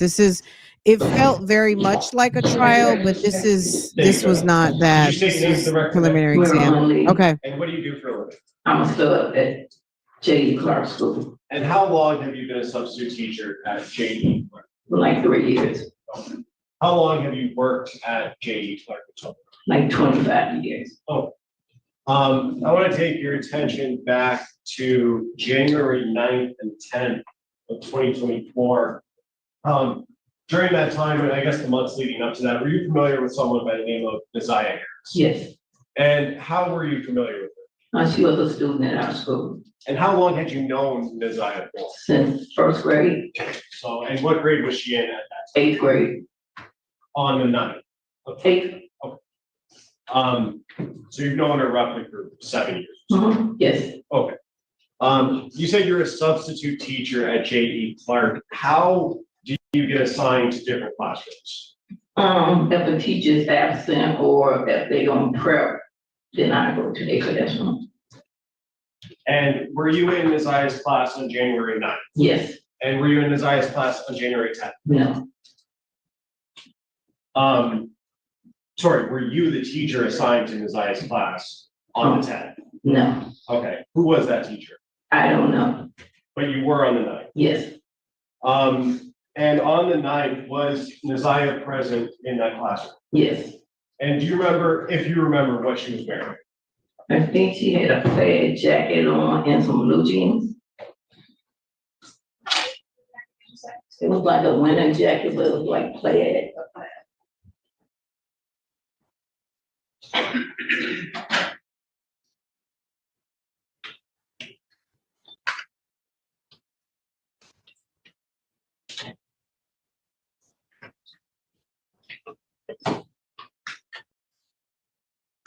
May I approach Judge? Yes. We're approaching it, it's already been admitted as Exhibit 12.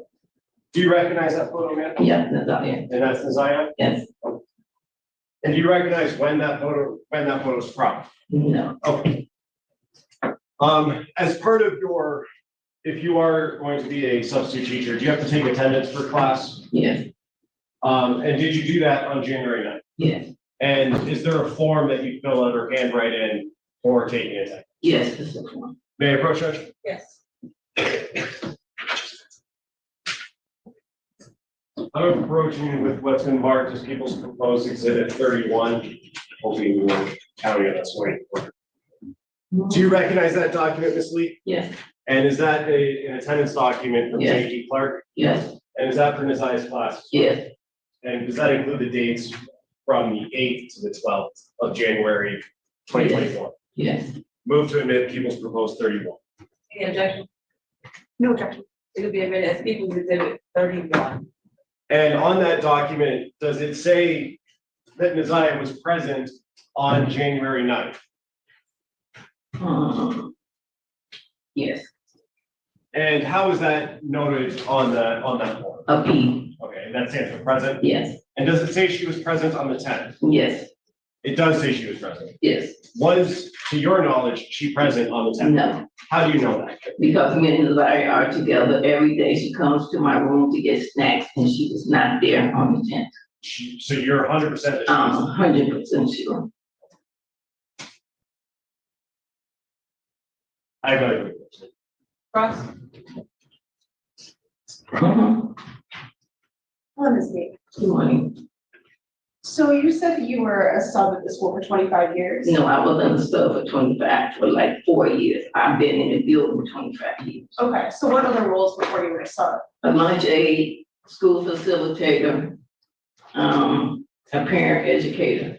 Okay, but you referenced seeing Nazaya almost daily? Yes. Okay, so even though you're a sub, you're always present? In the Oh, yeah, building? I'm always in the building. Okay, and she comes to see you every day? Yes.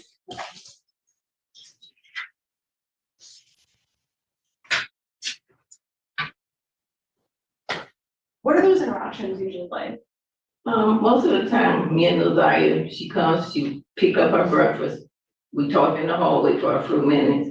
She go to class, then at lunchtime, we see each other again because I have a snack bar in my room and she usually come in there and get some snacks off the bar. Okay, so when you say pick up her breakfast, is that part of your role? No, that's not part of my role. That's in school. They have some breakfast sitting in the hallway and they just pick their breakfast up. Okay, but she stops by to see you? Yes, she stops by to see me. Okay, and does she do that on the 9th? Yes.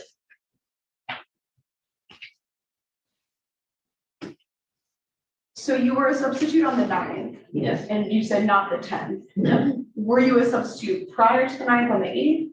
I was a substitute. I mean, I'm a substitute every day. I'm sorry, her specific class.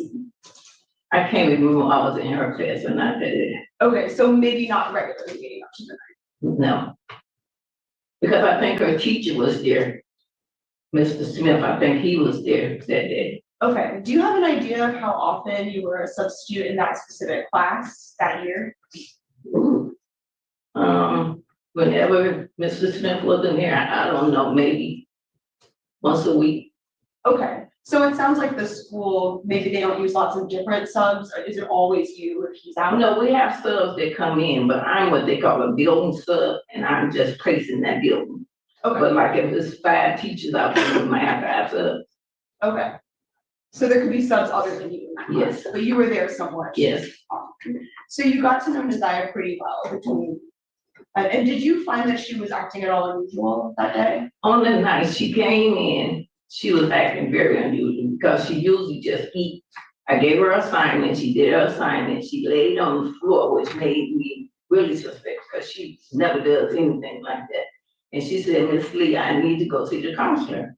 And I told her after we eat breakfast, I see if the counselor is there, but the counselor never came up to see her.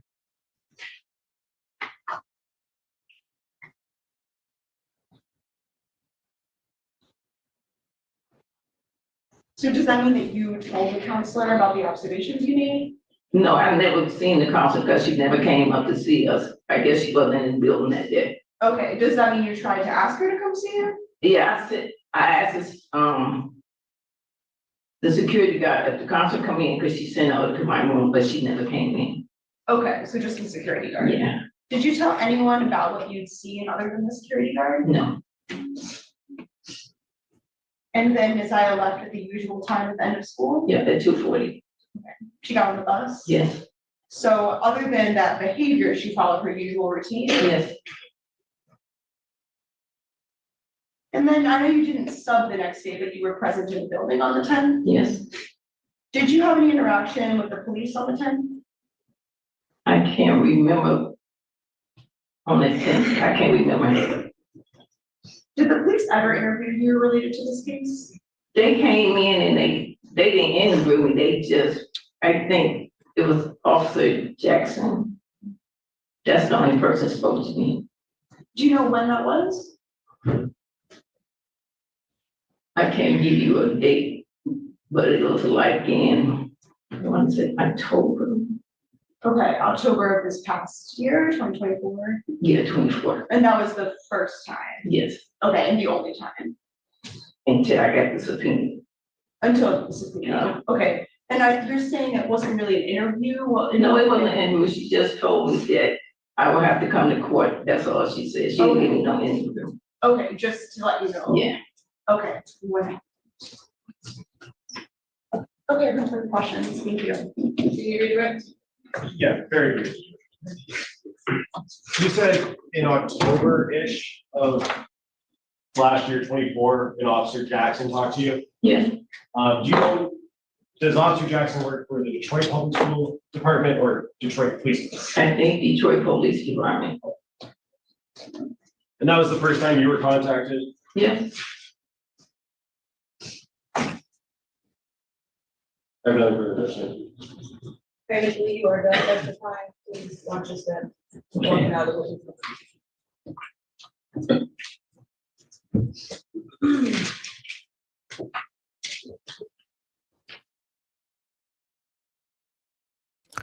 Okay.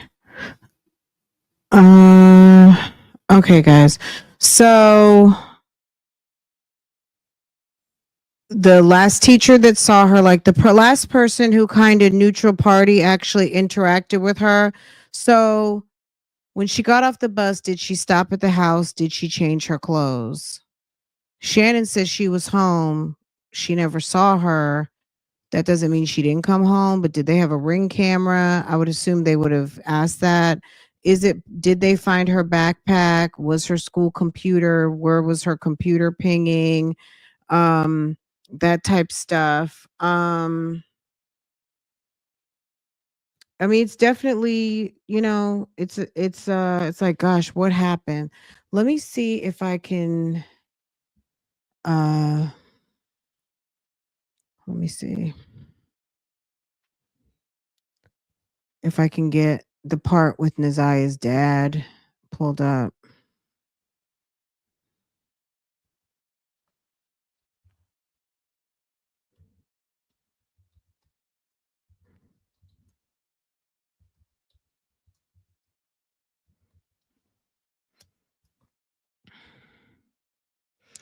All right, let's see what's going on here.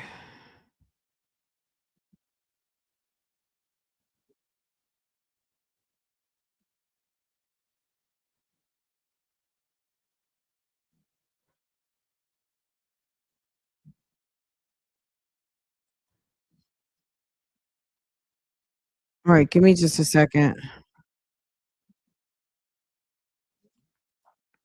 Okay, I'm gonna pull this up. I'm gonna drop the link to it over here on YouTube. If you it's a 5-hour video, and I'm gonna tell you, I watched the whole entire thing.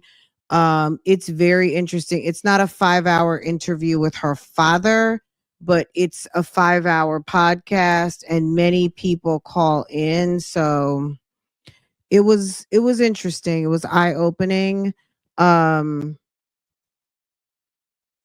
All right, let's see what's going on here.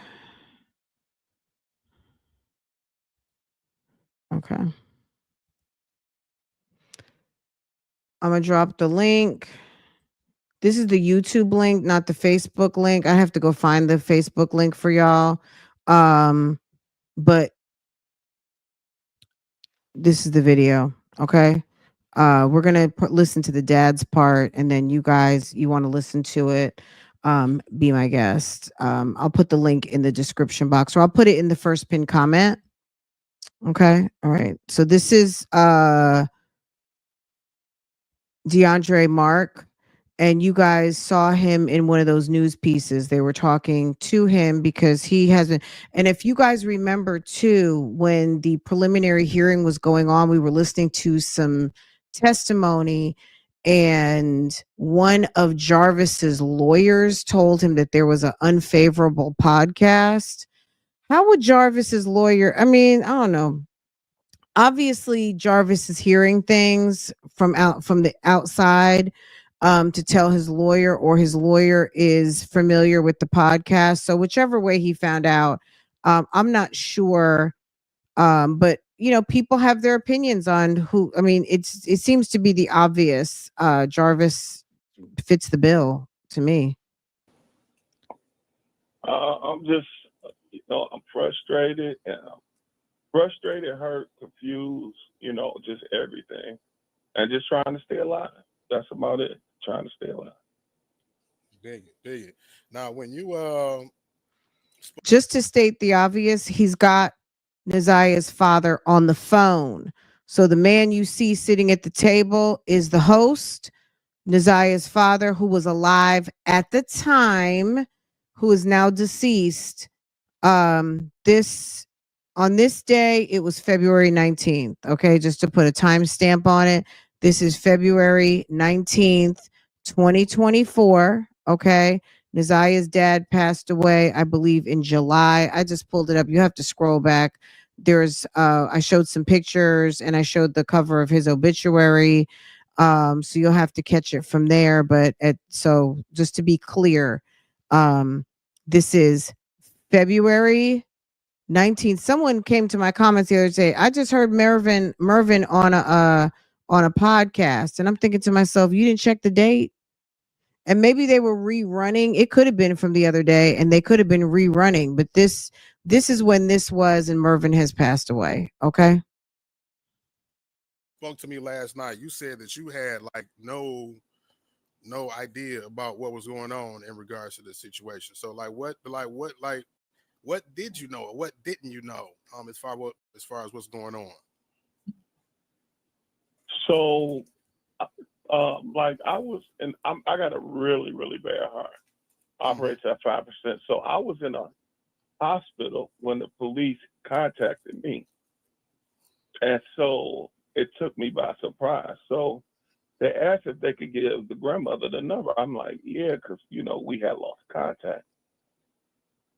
So they gave her the number. So I continued talking to the police. Everything, like she said, everything that this woman has said, it's been like in a common way. Like, she's a straight A student. She sent me pictures of, like young pictures, like to where in my mind, I'm like, okay, my baby's still okay, So with Naziah and Naziah's mom, just briefly, okay, we had made an agreement when she was born that the grandmother would take care of her. Now, the grandmother needed full rights to be able to provide full care, So we both signed over our rights to the grandmother. I put myself on child support. Now, once you did that, I put myself on child support. I would still go over that birth. Look, I'm just going to say she wanted full rights so she could get that full check. You guys follow, right? She wanted the child signed over so she could get the Medicaid. She could get all of the benefits for taking care of the child, right? Birthdays, taking clothes, everything. When I had this. Now, someone might say, well, Murvin was on child support. Yes, he did put himself on child support, because if you are a ward of the state or you are getting benefits, the father has still got to pay child support. So even though he signed over, Annette got that child support. She had to, because I mean, she put Neziah on benefits, Medicaid, or whatever she had to do, whatever she was qualified for, then they're going to get money back from the daddy, right? Procedure done to my heart. I didn't have a phone for a while because I was in the hospital. They was actually they put a defibrillator pacemaker in. I had to go to rehab to work, so I lost contact. When I got out of there, they had moved, so I couldn't get in contact with them. Now, forward 3 or 4, maybe 5 years later to now, however much time that was, now my daughter's missing. You know, and that's when the police came down. Okay. So now, that's briefly. okay. Now, I want to say, you know, without, you know, I don't mean no disrespect by it, but like, you know, I mean, without getting into too much your business, your personal business, I guess as deep as you want to go. Why was it that you felt like you needed to give your rights up to her as opposed to raising her yourself? If you knew that the mother was in whatever condition that she was in, where she couldn't take care of her, why didn't you take her? All right, so I made a decision, for one, without my wife knowing. See, I'm married, so I made a decision without my wife knowing, and her name is Chantel. Tail knew my position where I was in because we had worked together. Okay, he says Chantel, but he's talking about Kenyatta. Kenyatta's middle name is Chantel. So that's Neziah's mom. So when he says Chantel, he's talking about Kenyatta, just to be clear. You know, some of y'all got 3, 4, 5 names with your families. Your daddy calls you this, your mom calls you that, your brothers and sisters. So Kenyatta is her name. The man was calling her Chantel. I think the family at large calls her Lady. So, I mean, some families have lots of nicknames, I mean, I could say for myself, my dad called me one thing, my mom called me something else, type thing. My husband has a nickname for, you know what I'm saying? Like, girl, we all have some of us have many names, right? And, we had told the grandmother, the situation. So, and I know people are going to go ham or whatever, but I tried to be as responsible as my mind at that time could take. And, I didn't run. Everybody want to say something. Go get them other guys that ain't taking care of this and ain't taking care of that. I took care of it. So, it was only because at that time, in my mind, I was trying to protect my wife's feelings without her even knowing. So when you say you made a decision without your wife knowing, the decision was to give up custody of your daughter, or was it what was the decision? To sign the rights over so the grandmother can do full, so she'll be able to provide anything that she needed as far as funding, state, whatever she might need. So you made that decision without your wife. So do you feel like had you told your wife the situation, she would have what, maybe convinced you to take her or convinced you to do what you did? You know what? Now, when all this happened just now, I even apologized to my wife because I took away my wife's ability to, have her own feelings for the situation, and I knew that, and I had to have that conversation again with my wife.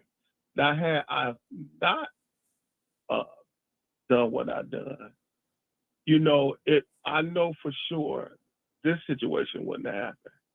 And it's tearing me apart because she would have had the 2 homes to go to and come to, and a lot of stuff. But my background growing up, it wasn't.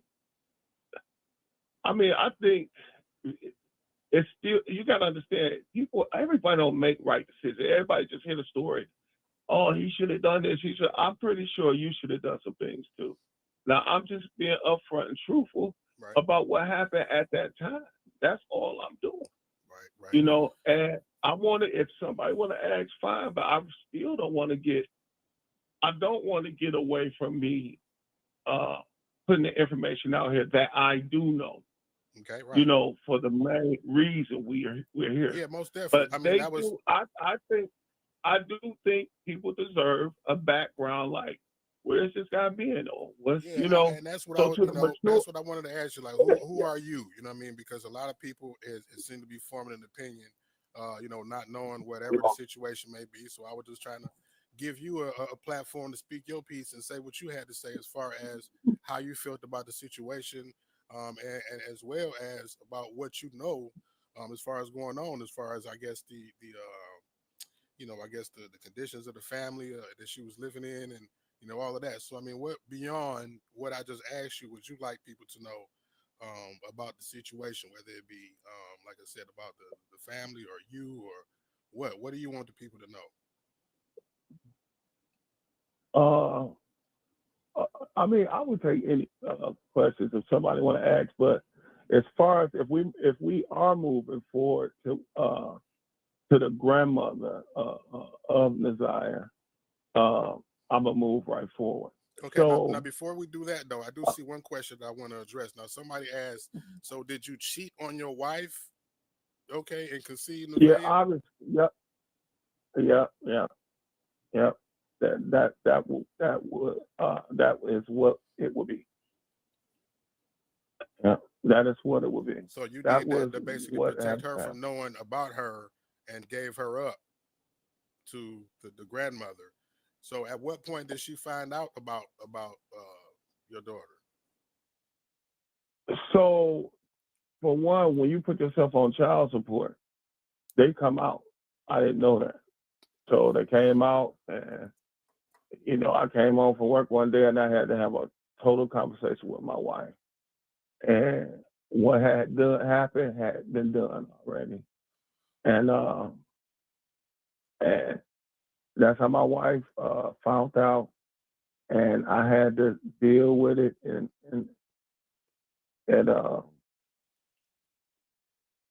I had to deal with it. So now, one thing that was in the back of my mind, as I was learning the history from some of the family of Lady, I guess that's her name, that's what y'all call her or whatnot. And her history. I call it Chantel. Okay, Chantel. I call it Taylor Chantel. Yeah. Chantel Lady. I didn't know. I couldn't remember Mm-hmm. her first name. Like what was she like when you were with her? If you could give us a window into that. We worked together. We redid homes, and she was really good at painting, drywall, and things like that. So I don't know if I was arguing at home or and I used to drink heavily, smoke weed and drink all day back then, and was probably led to some of my conditions. So intoxicated, she was like a real cool person, like to work with, and I guess under influence, one thing led to another. They call her So Chantel with a C is Naziah's mother's middle name. So he doesn't even mention his wife's name. Okay. So he calls Naziah's mom Chantel. Her family nickname is Lady. Her government is Kenyatta Harris. Okay. Other, and the situation had happened. But Chantel was dibbling, dabbling with drugs back then. I believe it was like coke. I think it was cocaine. She didn't do no pipes. I think it was just cocaine. But did you ever use it with her? Moving back. You ever used it with her? Oh no, I don't. No, okay. No, don't. No, I ain't even that type of cat. So, and Chantel was, bisexual. So, it was kind of almost like a party lifestyle. You know what I'm saying? So, and that's what it was. Now, you know, as far as when I talked to the grandmother, this situation has gotten a lot worse. You know, now Chantel, Chantel had a son before Naziah. You see Right. what I'm saying? Exactly. So I think, and you know what? From the podcast, I don't know if I heard right, but Chantel might even be adopted to her mother. I don't even know. You know, now these are things that I did not know. I just did not know. You know, so, and then the other two kids, they like, because they said they all ran away when they were younger. You know, so this is what I'm saying. All this stuff, I didn't even know. There was no communication or relationship like that. You know, people make mistakes. People do things and they make mistakes, and you go on with your life. You know, and at that time, if you do damage, and you have to learn and you grow, and you just have to keep going through life. And you know, that's basically, you know, and that's what it was. That's what it is. Okay, one more thing that was on my mind to ask you before you get into your comments about the grandmother or whatnot. Like, so since you cheated on your wife and had Nevaeh, and you kept that secret from her to protect her, once she find out, she didn't say bring the baby home. Like, what was that? That was never a conversation as far as you know, after she found out. Yep, it was always a conversation. It was always a conversation. That was one of the main reasons I was taking bikes, clothes, whatever that baby wanted over there. And that's, you know. That's the reason why you was taking things over there, because y'all was having conversations about bringing her. We were trying, so to get, you know, to still be in the baby's life. Okay, you know, still be involved. When you make a decision, you just can't just automatically change it. Like, no, right. Yeah, you just don't do that. So you show you could be there, and you show you could be responsible, and that's what I was doing. I was showing I could be responsible. I kept up my child support payments. To this day, they're still going, and so that's what it is. My wife is a very supportive person, you know, and it's nothing that it was nothing on her. And none of this is on my wife at all. She's a beautiful, supporting person. And that's what it is about her, you know. Dig it. Okay, so, you know, I guess with that being said, you can go forward with, you know, whatever the details is that you want to share about the family or the grandmother, the situation, or, you know, your whole view of this situation right now. Okay.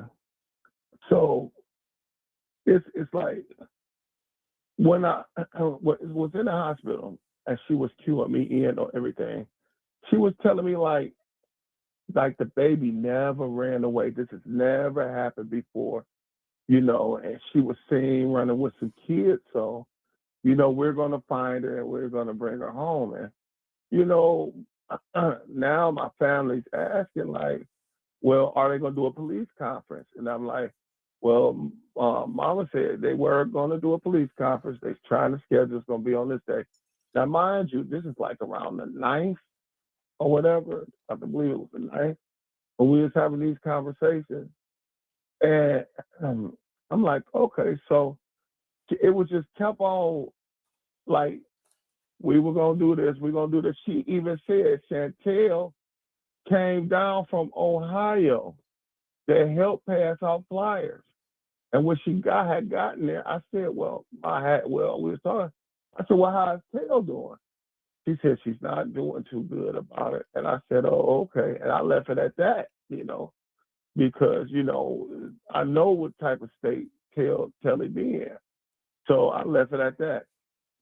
But she was helping look for, as far as I know, they was passing out flyers looking. So as time goes on, it's just a whole bunch of, like, I would call her, call Mama, and I didn't want to bother her, but she was always be like, I'm tired, and yeah, baby, and she's always like she seemed like the perfect grandmother. Well, I used to go over there. Everything was, the house was immaculate. You know, she was always working, trying to do something. The baby was happy, cooking, things like that. It was never and she's a God-fearing woman. So, you know, it was always like a good vibe. So I respected her with a good vibe. You know what I'm saying? You know, so, you know, if she told me something, I really believed it. I would have never thought it would be so much shady stuff coming from her direction, you know. And then it's they got twins. She has twins, you know. They used to live with her, you know. And so now, you know, I guess one of them don't, one of them do. I don't know. I just know that's the part of the family that I know. So basically, you're saying all of that to say that the picture was painted perfectly in your eyes, and it looked like nothing was going wrong, or nothing was ever wrong in the situation. Ever wrong. And when right. This particular situation came about, they're telling you that this is something that never happened, and you know they weren't worried about it as if they was expecting her to come back home anytime soon. Right. No, correct. Now I want to say this. Now at this time they were dealing with DPS, that's the Detroit School System Police, right? So she had even explained that to me. So eventually when I got out, I didn't want to keep talking to her, but I wanted more information, you know. So I got out of the hospital. I wasn't even supposed to be walking. I'm on a medicine that keeps my heart pumping. You know, I wasn't even supposed to be walking. You know, I got nurses calling me because they was concerned because of police. And I'm out there, me, my wife passing out flyers, my sister, my son, my nephew, we out here passing out flyers. You know, and I would stop over at Mom's house and try to get, you know, direction of where I should go, what's going on. And she would just come out. She said, oh, yeah, we out passing them out earlier. And this and that. I'm like, okay, well, we're going to do this. We out there day and night. But every time we went, they were in the house. And then the twins, like, I know them. They never came out the house. So I'm like, what's going on over here? So one day I went over there, or I was having a conversation with the grandmother. She said, I don't know why everybody want to ask where, like, Chantel got an older son. I think he's around 70, 18 now. They want to talk to him. I don't know why the police want to talk to him. He ain't got nothing. Again, when he's referring to Chantel, he's referring to Nazia's mother. Okay, we go about like 5 more minutes, and then I've already dropped the link, but I'll put it back in the chat again and in the description box. So if you want to watch more of this, I mean, the dad's interview basically starts at the beginning, maybe 2-3 minutes in, and then there's multiple people. But keep in mind, like I said, you know, you know, a lot of family is calling in, and some people might call Kenyatta Chantel. Some people call her Lady. All the same person, all Nazia's mom. Nothing to do with And Murvin is deceased. If you're just now coming in, this interview was February 19th. Sir died over the summer. Okay. Somebody asked a question. I don't know if they're still here. They said, is Jarvis going to speak at his trial? We don't know. I mean, he has to get to trial. So let's put it this way. He's been bound over, and they're going to start pre-trial. Once pre-trial process progresses and they are going, and it seems like it's heading towards a trial, right? But he could cop a plea. He could stand up and say, I'm guilty. We don't know what's going to happen, right? So when it gets to trial, if he makes that decision, they can't force him to testify. He has that option. His lawyer might tell him, don't say a word. Okay. We don't know. But even if his lawyer says, I advise you not, under advisement of counsel, do not testify, like, we don't want you to speak, because you know what I'm saying? Or maybe you don't need to. We're just going to inject reasonable doubt, whatever. At the end of the day, you know, we don't know that. We don't even know when the trial We don't even know if there's going to be a trial. Not to say that there's not enough evidence. He could walk in there. He could stand up in his cell tomorrow and say, I'm guilty. I want to put in a plea. That doesn't mean they're going to give him a deal. It just means he's sparing everybody the nonsense, and he'll just get and they'll handle him from there with that information, and he'll get his sentence accordingly. But we don't know what tomorrow holds. So I just kind of wanted to say that before we hang up. But let's give about 5 more minutes and I'm gonna let y'all go. Okay. Lady's brother calls in, was way different. Lady's brothers. Oh, girl. Fontino, baby. We'll talk about that tomorrow.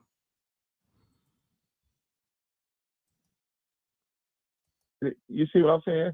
It's just her attitude started changing. Okay, so now you're saying that, right? Basically, you're saying all of that to say that, you notice red flags about certain situations, and you probe them and ask them about it, and they act suspiciously, I guess, to say, for lack of a better way to explain it. Right. Now, when we were trying, I said, Mama, and after a while, I'm like, Mama, we done put these flyers up. All the kids that we talking to, they're saying they know her, but they ain't seen her in 2 or 3 weeks. And I'm like, well, that's about when the thing happened. It ain't nobody seeing, but Mama telling me they seeing her running up and down the street. And I'm trying to keep calm. Now, after we go through, and I'm gonna jump right back, DPS and the Detroit Police Department, they do have a certain procedure and protocol on how they do things. If it's a runaway, I think they treat the situation different than a missing person. I don't know. Now that all this came out, I think she was reported as a runaway. And I think that was set up like that. I really do. I really do think it was set up like a runaway for time purposes. And I'm simply saying that because I asked Grandma, I said, now look, Ma, I just want to ask a few more questions. Let me tell you this. Now, we was talking, and she had told me the summertime, oh yeah, she's a straight A student. She even went to the summer school classes and everything. So they had said that I pulled up, well, a guy was at the school in a pickup truck, and Naziah had went out there to the pickup truck. And the principal had supposedly went out there and said, who are you talking to who was that? Naziah turned around and said, this is my dad. So the lady was like, yo, dad. So when she started walking towards her, they said the guy pulled off. So the Naziah came back in. So I said, well, Ma, You know who that was. I'm sure that was probably Jarvis. Keep in mind when he's also, Murvin is saying, when I talk to Ma, he's talking about Annette. Why would he call her Ma? Because I guess they were familiar like that. Rather than him calling out, but he's talking about Annette, not his mother. He's talking about Annette. Okay. Oh, I didn't know where y'all lived at. She was like, yeah, because we moved. I said, well, ain't nobody called me. She was like, well, we tried to call, the number didn't go through. I said, Mama, I was in the hospital so long, I don't even know where that phone was. I said, so, and if anything, what happened, I will call you. She was like, I know, you're very respectful. So I'm not thinking of the conversation. So we still talking. I said, well, what did she say?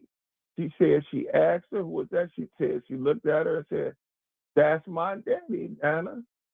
And she was like, that is not your dad. And this, that. So I think she said she started crying or whatever. And she said, we'll deal with this later. So I'm like, okay. So now going back real quick. Now, mind, I told you when we got out, we was passing out flyers. I would go over there and ask her, what area should I go in? She was like, well, go down there to Chatsworth, on Chatsworth. So I guess the back of the school sits on Chatsworth. I said, well, Ma, why would I go down there on Chatsworth? She was like, because that's when Naziah walked through the field and met with that guy at the truck. I said, so she walked through the back of the school, Ma, and walked through the field? I'm trying to figure out. She was like, you say all of that to say that they the knew stories that change. she was possibly dealing with somebody out of her age range and was not doing nothing about it? Now I'm about to tell you some more stuff. I'm just wanted to give you that scenario. Now Naziah is smart, okay? If that was the case, I believe she was covering up for somebody. She didn't want them to get exposed. Now, as I listen to your Somebody podcast, that's over age. that she knows, yep, that she knows, and they not her age. Now that I listen to your story, and it's like this guy who's one of the twins' boyfriend. All right, let me say this. So you see how Mark created a space. So 7 Mile Radio created a space where one family member that knows something that Annette's trying to shut up, to another family member that someone knows trying to shut up, keep everybody separated. This situation here created a situation where people could kind of compare notes. Now, it doesn't take a rocket scientist to put it all the way together, but this is some information people hadn't heard, that a grown man rolled up to the school, that the middle schoolers don't know people with cars like that. You know what I'm saying? Outside your parents. And clearly it wasn't a parent, right? So Annette knew something because there was a situation the principal had called to her attention that a grown man came through in a car, and she's talking to a grown man at the fence. And when the adult came to check and see what's going on, homie the clown pulls off, right? So, okay. You see what I'm saying? And this guy's supposed to have all this sexual misconduct junk and all this nasty stuff. Okay, red flag. JARVIS dude? Yeah, I believe that's him. I believe it's him. Because I don't know none of this. I don't, you know what I'm saying? So I don't want to say it's this guy, but I believe it's him. I just heard about this yesterday. So now before all this, me and mom was having a conversation. Did they say the caller's name? This is the father. This is Naziah's father on the phone. This is Murvin Jennings. Okay. This is Murvin Jennings, Naziah's father, who has since passed away. I said, well, Mom, well, how did you manage? She said, well, I think Shan, one of the twins, her man would pick up the kids from school sometimes, take them up to his shop, and they would clean up and work up there, and she would go pick them up. So I'm thinking, like, well, maybe Shannon would send the pedophile to the school to pick up children. this A is the guy she mess. was protecting. This before I even know this guy was a pedophile. So, I'm like, okay, Ma, we need to look into that. She was like, no, because he ain't with her no more, or whatever that she might have said, So I'm like, I'm thinking in my head, like, okay. But now I listen to your podcast and I'm putting two to two together. So your podcast, I listened to that last night, right? Right. That night I texted the grandmother. I said, oh my God, I can't believe you. I said, twin, like this shit really hurt. I said, y'all sick over there. I said, 7 kids, like 5 with this guy, 7. You know what I'm saying? But I asked Mama before I sent them texts, who is JARVIS? This woman sat up there and act like she ain't know who he was. And then was Yes, I can believe it. Wait. I can believe it because Annette, they know something. They know something, y'all. And Murvin is deceased, but thank God. Maybe his wife might. I mean, they're gonna say that that's hearsay, but from Murvin's mouth, Murvin put these words into this podcast, so this recording lives, right? Murvin is deceased, but Murvin put this out there, okay? But he talked to Annette. According to him, this is what I would say. Annette, was there a time that Murvin Jennings asked you who JARVIS Butts was? Who was Mr. Butts? Okay. Act like and according to him on the 7 Mile podcast, he told the host that you said you didn't know who he was. Just like you acted like you needed your glasses from outside the courtroom to be able to identify the man at the defendant desk. Y'all, I'm gonna have to go in 5 minutes. She ain't know who he was. And then was like, that's him, boyfriend. I said, well, is that the one they got in custody? She was like, look, her voice got real uppity then. She was like, look, I'm not saying nothing. The police say people gonna say things. When you get out here, they're gonna, and don't believe them until they come back and tell you what's what. But I've been asking you the truth about these situations, and you haven't been truthful not once. You know what I'm saying? Now she go back and tell the police, my daughter has been running away. But you tell me she has never done it before. I mean, it's so many things that's not added up. I mean, and that's the thing that I'm hearing from a lot of people as far as, and I'm not here to throw nobody under the bus. I'm just discussing the things that I've heard, the things that that I see. You know what I'm saying? And a lot of people are saying that the story from the story from the person that it's coming from is switching up, like, you know, left and right, up and down. You know what I mean? So I don't know. And then, so when I'm given the information that I'm heard, it may, I mean, that I'm being told, it may sound like my shit is up, down, left, and right. You know what I mean? But right, but I mean, coming from the grandmother, man, this should be on point. Period. And a grandmother. I'm gonna say this. You know, I actually obtained a contact number for the grandmother, and I called her not long ago, less than 2 hours ago, and I reached out to her, you know, respectfully, and said, you know, I'm Mark D from 7 Mile Radio. I'm a citizen journalist. I have a independent media outlet, and you know, I've been kind of covering the story over the last couple of days, and I wanted to reach out to you to see if you wanted to have a conversation and share your piece on what's going on. You know what I mean? I'm unbiased. I'm not the police. I'm not, you know, I'm a citizen journalist. I'm not even the mainstream terrestrial news corporate outlet. You know what I mean? So I was just giving her a platform to, you know, to speak. And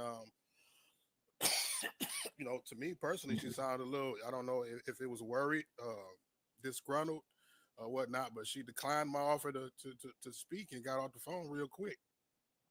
You know what I mean? Yeah, man. She ain't trying to deal with none of this, man. I'm telling you.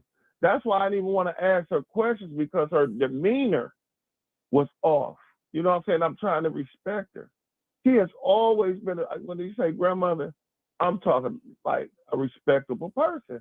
I don't even know what all this stuff, all the adoptions and all this stuff. It didn't even seem like that was in that category. It's like she's been adopted. From what I hear, you know, the grandmother, and I don't know how true it is, right? But two other people is telling me they don't know how she ended up with not only your kids, but the other 7 kids that's under the age of 10 that's in the house right now, because she in fact lost her kids to CPS when they were younger. Her 5 kids, they all ran away or something like that. But that's just a story that I'm told. So Right. Oh my God. But yeah, man, like I said, man, I really just wanted to, like I said, hear, you know, how you felt, you know what I'm saying? See, you know, how you was doing, and give you a platform to speak, and ask you a couple of questions, because the main concern, you know, from even me, you know what I mean, was like, you know, where's her dad at? Like, where is he at all of this time? You know, so, you know, just wanted to, you know, give you an opportunity to speak and tell everybody what it is that you was going through in regards to all of this. Oh yeah, I appreciate it, man, because you know, when I do talk to police, you know, you only get you listen, and you got to let them do their job. You know what I'm saying? And I appreciate the Detroit Police Department. I do appreciate DPS, because when Detroit stepped in, bro, all this stuff started moving like clockwork. Oh, you said what? You know what I'm saying? When Detroit Police got the case, everything started moving like clockwork. I want to get like Tamara, that police commissioner. She has been overly outstanding. Eric from the 300, my sister Kelly Shane. She has been networking, doing things, and I appreciate it. I mean, I'm talking about Eric called me from the 300, called me at night. We got to talking. He said, "Hold on, we talking to the deputy chief, trying to get answers through." I didn't even know they worked that night like that, you know. So, and I really do appreciate it. And I really do think if it wasn't misled, I think a lot of stuff could have been done a lot faster. I really do think the whole situation was misled, like she was a runaway, you know, and to cover up some real sick stuff that was already going on over in that house. Yeah, that's kind of up the lane that you know, somebody else said. You know what I mean? As far as same thing that they said, man. So, but yeah, man, I'm gonna give you a break, sir. I'm not gonna keep you all night, man, and I'm gonna let you know, let the call-in line breathe a little bit. Everybody is discussing the comments, you know, the conversation we just had, so you can go check that out while I prepare to open up the phone lines for the grandmother's cousin, who is very adamant about speaking about this situation. So, Okay, y'all, I'm gonna have to go, but let me tell you this real quick. Like, the fact that they soft walked it to the police, like, oh, maybe they told them she's been disappearing. Maybe I don't know what they told them, but we just heard here that the impression was maybe it was missing person, ran away type thing. The fact that they never told them that there was a registered sex offender in the midst, that he's the father of 5 children in that household, is absolutely, like, it's crazy. Okay. They really soft walked a lot of very vital information that people need to know, because even if, let's say, if the suspicion eyeballs were not on Jarvis, some of these birds of a feather flock together, they would be checking in his immediate circle, like Cordell, like whomever else, people of his grouping, to see who's got an appetite for children outside of Jarvis, right? They would be checking, they would be from Jarvis out. These people, Annette and Shannon, didn't want eyeballs on that ninja for whatever reason, right? And we know probably Shannon, mama, please don't. Okay. Who knows? Who knows how it went down? But we know the results like a year later. We see what's going on, right? Anyway, guys, I'm gonna let y'all go. I dropped the link. You guys have it. I just dropped it in the chat. I'm gonna drop it again. It's in the description box. Go show this channel some love. Go check out the rest of it. You want to hear the brother call? Did he call in next? I think he called in on the next day after this. He either called in the day before or the day after this. So go to the channel, go check it out. Everything's there. I can't replay all this man's work. I mean, and this is also a 5-hour. I can't do that, but if you hadn't heard the brother or the brother of the mother, we might get into that in the future, but go give a view. You got the link. Go check it out, and we'll get into some more tomorrow. Okay? Don't forget to hit the thumbs up for me. I appreciate it. If anything we talked about today shed some light, some more information. Tomorrow he's supposed to have court. It's pre-trial. We're not in trial yet mode, any of that. So anyway, I will see you guys later. I got to run. I got to get on my mom duties. Okay. Handle my business. All right. You guys have a wonderful afternoon. You guys might see me again a little bit later. Okay. On some Nesto and Sonia. Okay. See you later, guys. Take care. Hit the thumbs up for me. If you're new here, make sure to subscribe, set your notifications, and I'll see you again next time. Bye, guys.